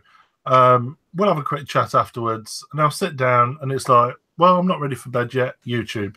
And you'll just go around, and, you know, a lot of these, shall we call them full-time YouTubers, you know, they produce half-decent content, you know, content enough for me to sit there and watch a 20-minute show. Look at, what was that one I used to use before they slagged off vaping? Oh, what was it? Stuart will remind me. Good Mythical Morning. Oh, yeah. Good Mythical Morning. You know, you watch their early days and they sat there with a cardboard box and blah, blah, blah, blah, blah. Now look at them and they're in a multi-million-pound studio. Yeah. With staff and decent cameras. And, you know, people must watch it. They're making the money because the content's good. Yeah, go through and read a random 10, 15 of your subscribed list. Mine's literally fail army. But yeah, I've got fail army. Haunted buildings, walking around. Do you know what I mean? Just it's the most Dave explores or random something. Crap. You'll sit there at 4 o'clock in the morning watching videos of some English dude walking around the moors pretending he knows shit about UFOs, and you sat there going, "This is crap," but I'm gonna watch it. And you just do, and you get all the related stuff, don't you? So you'll finish one video and you just roll into the next one. Before you know it, you've lost your life, and you're completely sucked into YouTube, and you're subscribing to things that you know you're never going to watch again.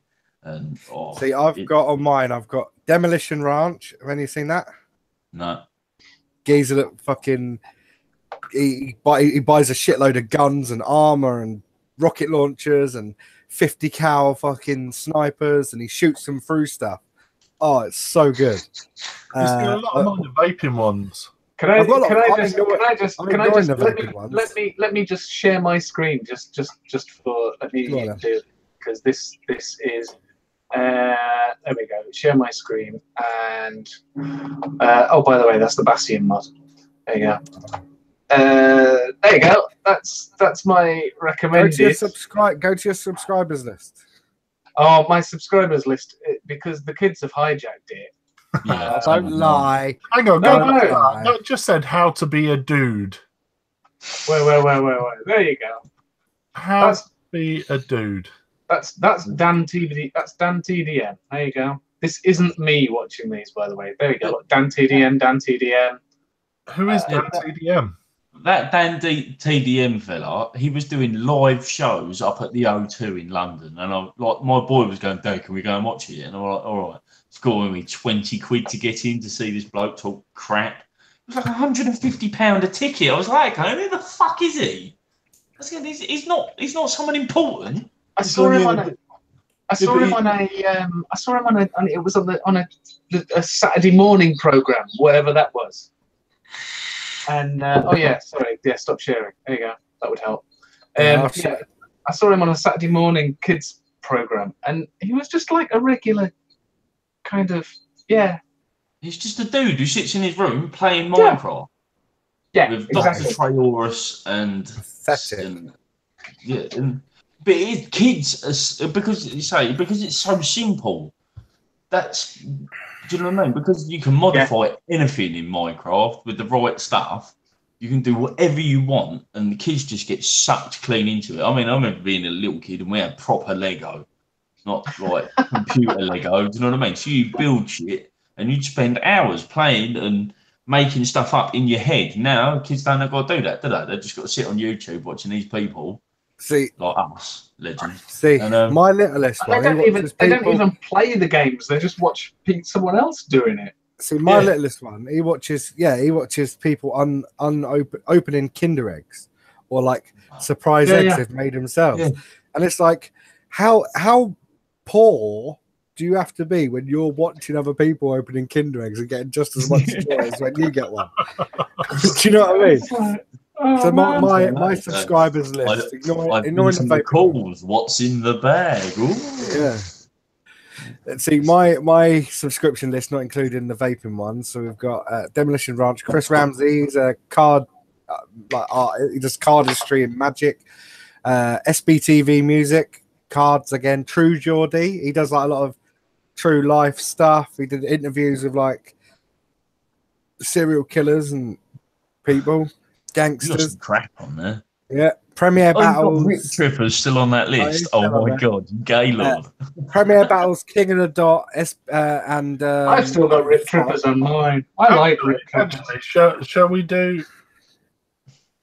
we all do a mass unsubscribe? Yeah, let's do it. Let's unsubscribe live on Vape Talk UK. How do you unsubscribe? There we go. Hang on. Goodbye. Look at that. Rip Trippers is dead. We are the future.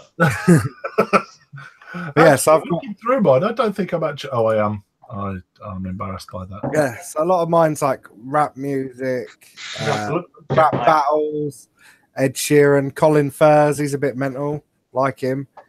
Don't flop rap battles. Mine is literally Fail Army and metal music. Oh, I love a bit of Fail Army. I do, mate.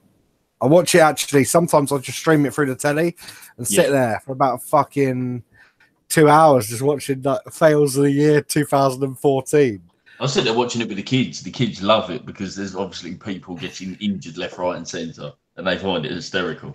So we can sit down and literally, it's one of the only times you'll get all three of them to sit in the same room, and they're all laughing at the same stuff, watching some woman fall off a diving board and smash her head on the floor type thing. I get hooked into the bad driving ones, the dash cam videos. I'm the same. The cyclist ones are the best. I think me and Mark had a few drinks one night. We were sitting there chatting at about 2 a.m, watching carpool karaoke together on Hangouts. And Mark's like, yeah, I think that what's his face? Bruno Mars is a dude. And I'm like, what?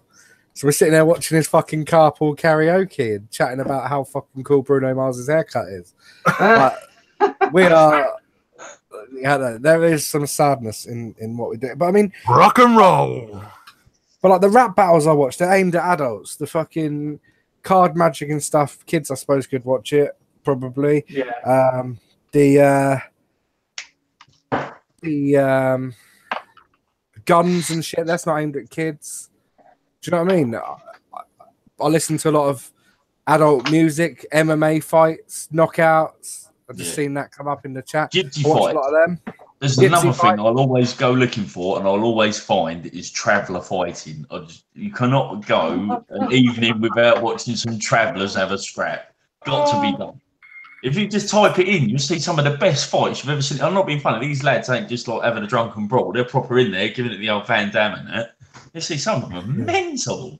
We had a geezer called Dodgy Paul who used to come round and his name was Dodgy Paul. It was definitely a loan shark that my dad owed money to, I guarantee it. But as a kid, I didn't know that. And he used to have a boot full of DVDs. So my dad had, like, instead of paying him the 50 quid or 100 quid he owed him, it'd take 300 quid worth of DVDs and try and sell them on, try and pay off the debt. Do you know what I mean? So I remember he come round and there was this adult section, and I remember him saying adult section. And I thought, "Ooh, I'm gonna get myself a porno here, rob a porno off my old man." It turned out it was all like these fucking they weren't snuff films, but they were like yeah, not far off. One was called Felony Fights, and it was these fucking nutters, like neo-Nazi blokes and Mexicans that had come out of prison with absolutely no money, nowhere to go. They'd offer them £1,000 just to fight until someone couldn't move. And they'd be out there, and there was this geezer like, "Yeah, man, I went to prison for stabbing some dude in the neck, and he's got a big fucking swastika tattoo and that." And then this little Mexican guy was like, "This is my first fight," and I was like, "What?" And then this fucking Mexican geezer's pounding the shit out of him, and I'm like, "What?" It traumatized me a bit. The geezer was on the floor like couldn't breathe and that, and I was like, "Fucking hell!" What's the next video? Oh, scroll. Yeah. Do you know what I mean? That was what I used to watch when I was younger, not a fucking kid playing a game that I've got in the other fucking room. I've got, you know, when I was playing Streets of Rage with my mate and our other pals were there, I guarantee they weren't thinking, "I don't want to play, I just want to watch these two because it's the bollocks." No, everyone wanted to play. When you're playing Halo 2 on an Xbox, the original one, where the controller's about yay big, and you're there and you're fucking shooting the shit out of people. You wanted to win so you could stay on. Winner stays on, mate. You didn't want to be the geezer to lose. So I don't understand where now you spend £250 on an Xbox One. You buy them a flat screen TV because they need a HDMI port. You buy them fucking Minecraft and a Explorers pack for fucking 60 note. And then they sit there and watch some other arsehole play it on YouTube. Yeah. Nuts. It doesn't make any sense to me. Does my bean in. I want to be a YouTuber when I fucking sort out. You're going to be a plumber, mate. Yeah. That literally the conversation we had. No, you're going to get a proper job. You're going to be like your dad. Obviously, not quite like me, but better. You know, you can go up here. I'm down here, and you can go up here. Yeah, none of your kids are graced with a nose like yours either, so they're all right. I don't know what you mean, Mush. My nose is very Jewish, man. Very nice. It's fucking massive. Yeah. So's your guts, though, Mush. Yeah, I know, but I wasn't born like this. I developed this. You were born with that poor affliction, so your kids could have inherited it. I got the ears to match the nose as well, bro. So, to be fair, I can't even. I'm trying to think of things I could be mad at you about, but I just love your face. Who don't? Well, apart from that time when we went to Vape Fest 2015, and I could have flown into Birmingham or London, and he said Birmingham's fucking miles further than London, mate. So just fly into London, I'll pick you up and we'll drive up there. So he picked me up 3-hour drive later, and we passed Birmingham Airport as we got there. I'm like, you fucking dick. To be fair, it cost me nearly £200 in extra money, like extra for the flights. And I had to spend 3 hours there and 3 hours back in a car, which you could have picked me up in Birmingham and dropped me off in Shrewsbury about 25 minutes later. Yeah, but to be fair, I would have been driving on my own, and that's not safe. It's all about safety, Christopher. It is when you drive like my nan. You were like, I don't know whether you promised. I don't know. I haven't got much money. I'm going to conserve fuel, and he was going, "Just put it down. I'll put £100 in it." I was like, Hang on. You wanted to conserve fuel, and you put Barker in the car. Yes. Well, I'm not being funny, but he also drove at 24 miles an hour on the motorway. That wasn't it. It was at least 54, you liar. Yeah. I'm like, put your foot down. He's like, I'm saving cash. I'm like, fuck off. I will pay whatever your fuel costs are. Just move it, mate. Because I'm not fucking spending 3 hours of a weekend there because I've had to spend 16 hours on the road. Yeah, but correct me if I'm wrong, Chris. It wouldn't have mattered if we was another 6 hours late because Absy didn't get there for fucking ages, Mush, did he? Yeah, we went to fucking Nando's and everything before he got there. All right. That was Parker. That was a quality event. That was when we went to that. I barely left the tent, and it was actually so fun. Yeah, no, that was shit hot. It was just sitting in the corner doing builds for people on stuff I've never even touched. But a geezer walk up going, "Can you put a hot wires build in a Goblin V2?" And I was like, "Mush, I only deal with 20 gauge. What do you want me to do with it?" And he's going, "Oh, I've got some 28 gauge you could put in it." I looked at it and was like, "What the fuck is this?" And I was looking at John Rose going, "John, what do I do with it? I don't know what to do." And he's going, "Just do little ones. You'll be all right." I was like, "Nah, that's fucking savage." But that was a pucker weekend though. That was shit hot. You just got to see everyone. Yeah, So I think it was just everyone was just so into it then. It was amazing. Oh, madness, wasn't it? Yeah, it was just. You couldn't move in a tent because there was that many people there wanting to look at shit. No, They were genuinely. I remember when Josh come up to so us. hot as well. It was ridiculous. Do you remember when Josh come up to us? Joshua works at the Yorkshire Vapor. He came up to me and Steve one night and he was like, "Oh my god, you're the guys from Team Hotwires." And we're like, "No, mate, we're Chris and Steve." We're like, "How you doing?" He's like, "Oh yeah, amazing to meet you, man. I've been following you on Instagram for ages."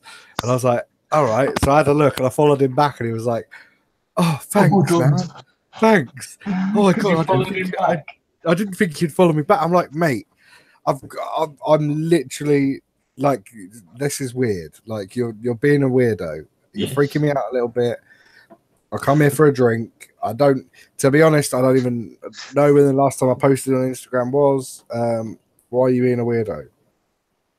I remember, right? I've been bullying him for that ever since. I remember adding Josh, on Instagram, and him messaging me going, "Oh, thank you so much. Oh, it's like a privilege," and that. And I was like, "But I'm just a person." I'm going to try and find that message from Josh. It was going, but you know, Team Hotwires. And I was like, "Yeah, but we're still just people." And that happened to be where we are. And then they asked me to come and judge a cloud competition in Blackpool. And I was like, going, "But I live in Kent." And they went, "We'll pay for your fuel to drive up here to literally to judge a cloud comp." And I was like, going, "Really?" That's mental. Did you hear that Hotwires is actually now available on wholesale? Really? After all the ball bag that went on for years. Literally this year it's become available.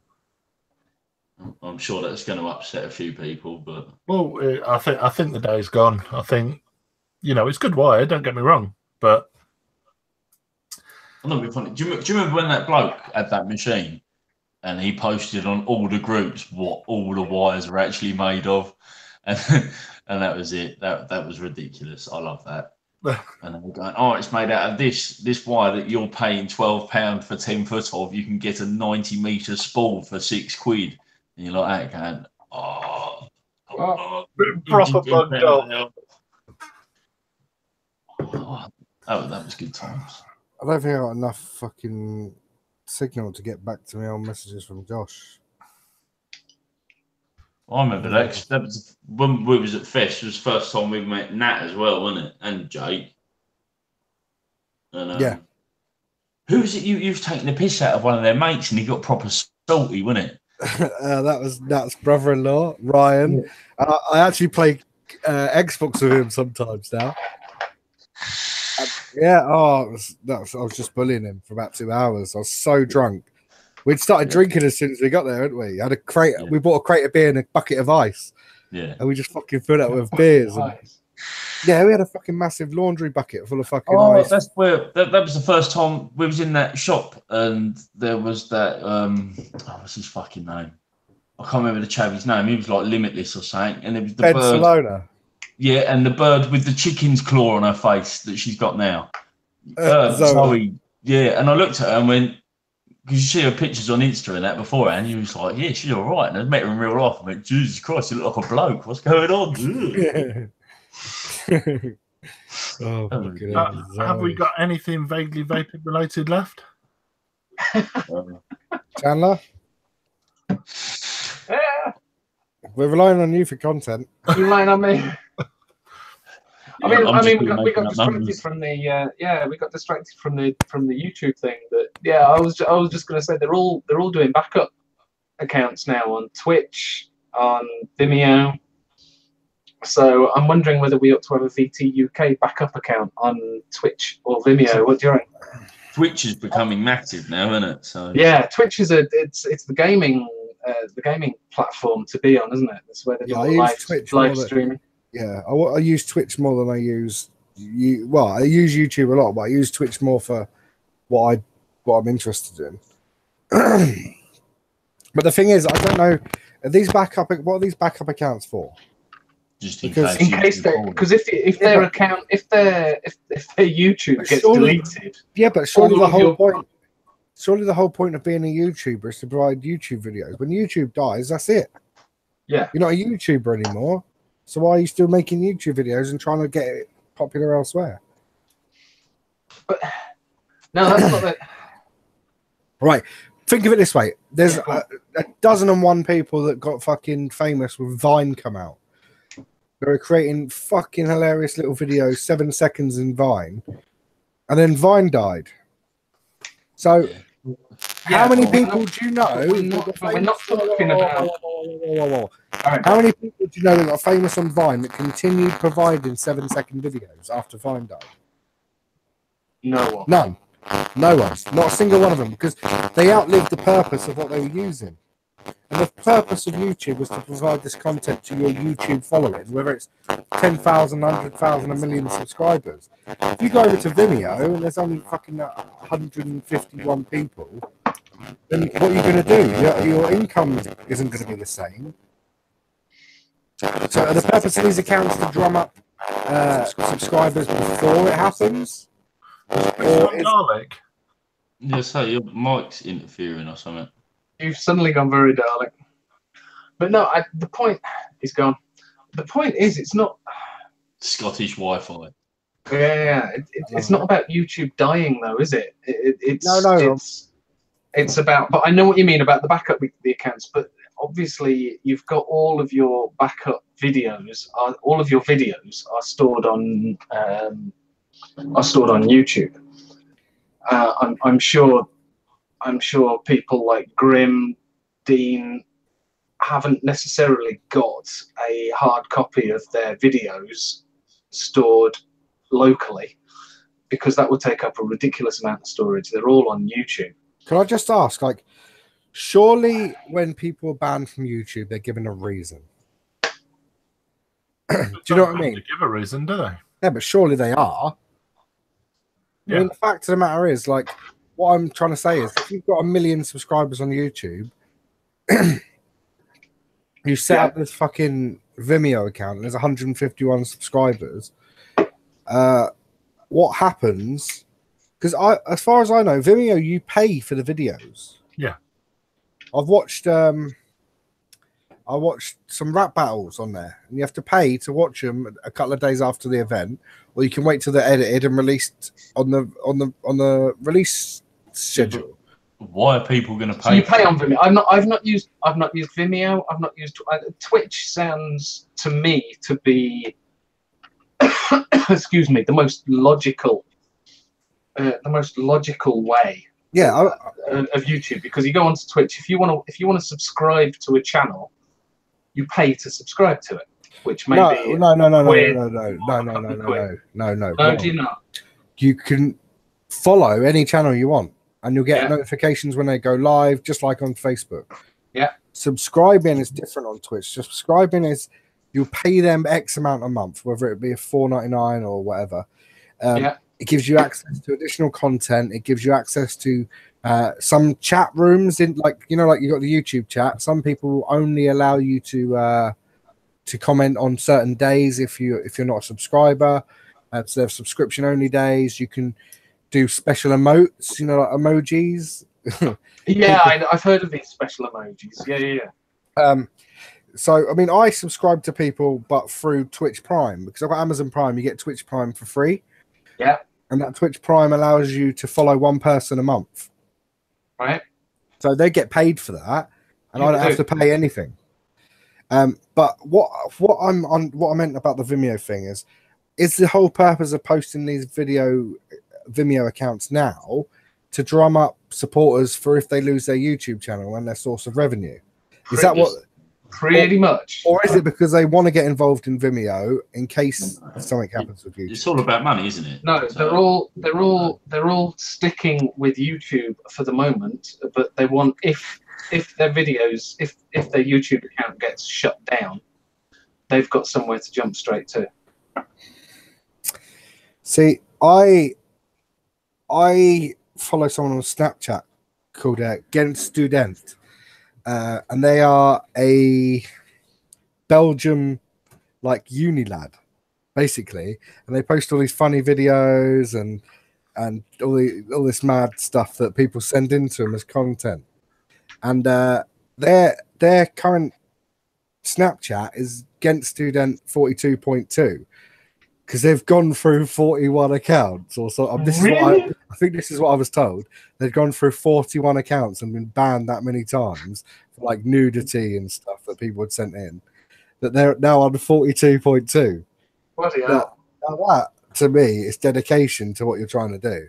Yeah. Do you know what I mean? I don't know if people get paid for Snapchat because they don't post ads. Well, Snapchat do, but these particular people don't. And they don't charge for the subscription, unlike these girls that get naked and that. So I don't understand how they make any money, but they must do in order to fucking. I don't necessarily understand how you make much money off YouTube because you don't make YouTube. They monetize ads. Yeah, but even the unless you've got subscribers in the millions, you're not. You don't know. You're not wrong. You're not going to be making. Yeah, well, you might. You don't need to have subscribers in the millions. You need to have views in the millions. There'll be people that post one video, and it will be of something that no one else has captured before, something incredible, and it'll get 2 million views overnight. And then the next day, you'll search for the same video, and 28 people have downloaded it and uploaded it again on their accounts, and then 6 months down the line, there'll be 14,000 copies of this one video because some guy got 2 million views overnight. And a lot of people, like a lot of these fail armies, they rely, fail army, etc., rely on people uploading videos to them. They make a compilation. I'm not saying there's not a lot of hard work in it, but they're not recording. My mic went funny then. It's not like back in the day when Jackass were making their money from putting up funny videos. Jackass. They had to get fucking shot by paintball guns or, suck a fart out of someone's arsehole in order to get that sort of money. But that shit was legendary. Now people recording these videos, send them into the YouTube equivalent of You've Been Framed, not getting 200 quid, not getting any fucking recognition, and do you know what I mean? That people are making millions of pounds off other people's content. Yeah. And it's because people want that 10-second glimpse of fame where their video is being played to 17 million people. And those 17 million people aren't lining the pockets of the people that are making the content. They're lining the pockets of the people that collate the information. And that, to me, doesn't make any sense. There's people out there like reviewers, like people that are streaming games that they're playing. They're actually putting the effort in themselves.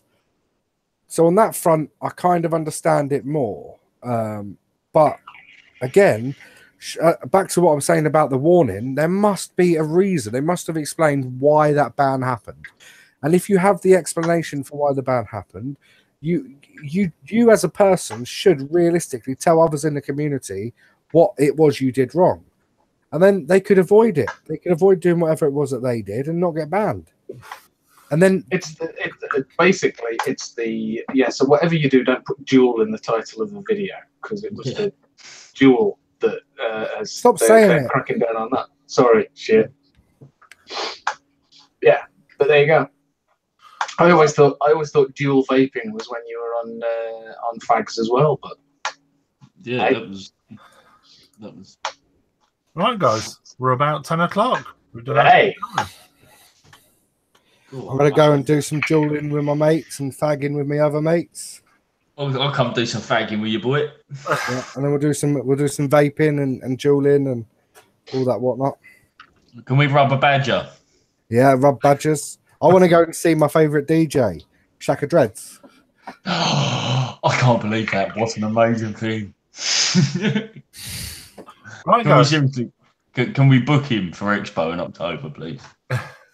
We should get him as a guest next week, Mark. Can't we get Professor Greener? I think we should try before Chandler Yeah. fucking uploads fucking content that he's made with him. Can we just point this out? Can anyone in the chat agree or disagree? Chandler saves all of his good content for VVRM. VVRP. Where's it? Oh, VVRM's your mod, isn't it? That's a VVRM. There you go. A vaguely vaping related mod. He saves all of his good content for the vaguely vaping related podcast. Do you know why? Do you know why? Because you're an arsehole. Because Jimmy bullies you. No. Because I record it on a microphone. I do not wander around with a camera. I record it on a microphone. So unless you want a blank screen and that, it just wouldn't work on here, would it? You don't need to record. You can talk.